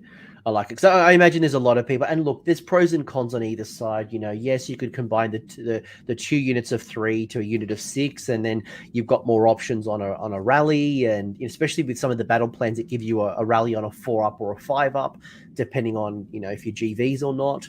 So there's obviously pros and cons on your meta and battle plans and how you want to run the list. But I think it's been kind of great to kind of get into your head. I probably got maybe a couple more questions, and then I'll kind of let you go. I mean, this has been great. It's been so good to talk Kruleboyz, especially because I think when my last discussion or previous discussions, it's always just been like Big Yellas, Big Yellas, Big Yellas, and it's been a very narrow path. And unfortunately, as we've already talked about, could I bring Gut Rippers? No, because Big Yellas, it's all about Bolt Boys. Could I bring in Beast Skewers? Well, no. It's very fixed kind of mindset. Couple of quick questions I probably had for you is, how do I deploy? Again, battle plans, opponents, all these things obviously going to vary, but do you have any advice to me on how I would deploy as a Kruleboyz player? Do you deploy on the line? Do you spread out? Do you castle? Do you how do you do it? I would describe what I typically tend to do as sort of a loose castle. And what I mean by that is, yes, you want, because the Sludge buff is in a bubble of 12 inches, it kind of encourages you to bring stuff close together. But the worst case scenario for a Kruleboyz army is they get into your front lines and they lock up everything behind it, especially if they've got pile-in tricks where they pile in 6 inches, or they've got that one subfaction in Ironjaws where they can do another charge, or pile in after combat is finished with the Gore Grunters. So what you want to do is basically position your Hobgrots and your your Hobgrots and your Gut Rippers to be sort of a first and/or second line of defense. Typically, they would just be you'd have your Hobgrots on the far edges and your Gut Rippers up front. And if they get past the first line, you've got your MSU units of Bolt Boys behind, where if you lose them, yes, it kind of sucks, but you get if they charge the screen, you shoot them with the MSU with Unleash Hell, and they make their points back that way. But the core important piece is you don't put your Sludge Raker at the front without anything in front of it, because it's a 4-up save model. It's very easy to actually kill. The Sludge Raker needs to be a counterpunch piece. The Breaker Boss, maybe you consider putting that on your front line because you don't care so much if that model is is slightly less resilient than the Sludge Raker. But the important thing here is it's an independent operator. If you lose it, you don't lose a fantastic amount of output for the rest of the army. You lose the Sludge Raker, suddenly the damage output of your army is brought down significantly. What I typically tend to do is I put the Breaker Boss either on the front line, on the edge, on the side. So it's basically, if my opponent commits to it, they're kind of away from the core of what's going on with my army. Or I've put it right up in the slap dab center because I'm trying to get it into the middle of the board. Because it's so slow, where you place it initially is super important. Because if you place it poorly, it may not actually be able to contribute meaningfully to the battle, which is why Super Sneaky is very useful for that function of redeploy, and why I like giving it fast turn.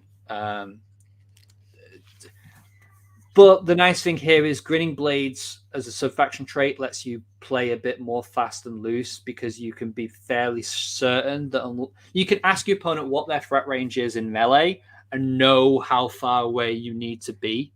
And if they have a teleport, you play a bit more cagey in how you deploy things and deploy things further back. If they don't have a teleport, you know that you're going to be able to unpack your castle, so you can kind of cluster things in a bit more. I think you deploy a lot more aggressively if you know you're going to go first than if you're going to go second. The Bolt Boys have got enough threat range, and they're going to do that. Okay, here's a tip, right? Bolt Boys are 24-inch range at their long range, and the 12-inch range for their short range. Yes. For their double shots. So the natural inclination is you want to put them on your front line, right at the edge of deployment zone, because you want to make sure that they get their double shot as quickly as possible, right? I think that is a trap, because you have to think about them not in terms of how can they do their damage right away. You have to think about it, how can I protect them so that they're contributing their damage all 5 battle rounds? Because this is not an Alpha Strike army.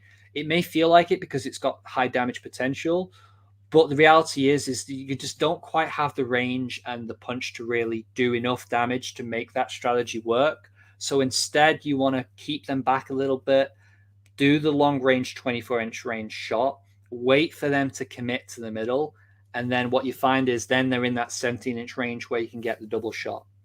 Yeah. The Gobsprack, you can basically, because he can always rerollable redeploy himself, you can actually be a lot cheekier in how you position him than you might think, because he makes a fantastic bait piece. He's this big centerpiece model, and they think, well, why is he on this flank by himself? But because he can cast Sneaky Miasma on himself, he can always get to where he needs to be, so he doesn't need to be with the rest of the army. And Grinnin Blades protects him from shooting. If you're up against, obviously you wouldn't deploy like that if your opponent has like a teleport that doesn't require a spellcast, that sort of thing. But up against, like, say, an army like Nurgle, where they have to just run up towards you, it can be really tempting to put him off to the side and basically go, right, come and get him. I will redeploy to make your charge harder. If you do make the charge, the likelihood is you won't be able to kill him, because Nurgle doesn't have really huge spike damage output. It's very consistent. And you can always Sneaky Miasma to kind of leapfrog away if you need to. Those are the main tips I would offer when it comes to deployment. I love it. I assume Mike's child or partner has walked in. This is absolutely unplanned live content. Hello. Hello, friend. Isaac. Your Hobgrot. You brought your Hobgrot in. I have my little Hobgrot buddy, yeah. But definitely not one of your screens. Couple of final questions would be, any favorite endless spells? Okay, there's a difference here between favorite and best. If we're talking favorite, I absolutely love Ravenat's Gnashing Jaws. I think it's the platonic ideal of what an endless spell should be. It's fun. It leads to really fun gameplay situations. It doesn't feel unfair. It's just nice. It's got a important utility. In terms of best, I think Cogs, just because it makes the Gobsprakk spellcasting more consistent. People have played around with Soul Snare Shackles, which is okay, but it's so easy to unbind. I'm not quite sure that it's worth it. For me, it would be like Cogs, Purple Sun, because Purple Sun is broken, and Ravenat's Gnashing Jaws would be the three. I'm falling in love with Geminids. I'm falling absolutely in love with Geminids as well, especially with some shooting units too. So that's probably one of my favorite as well, because like if you use Geminids and I buy Mike some time, especially with a unit that you really want to run away from battle shock, being able to turn Inspiring Presence off, being able to turn off some of those key commands that might protect the unit, whether it's a ward, whether it's some type of rally, can be very tasty. And for 40 points, you absolutely, it's a steal. And probably two final questions is, how do I beat you? If I'm up against you and me, how do I kick your butt? Or on the other side of the question, how do you not lose? So really strong effects against Kruleboyz in particular are AoE damage spells that don't require line of sight.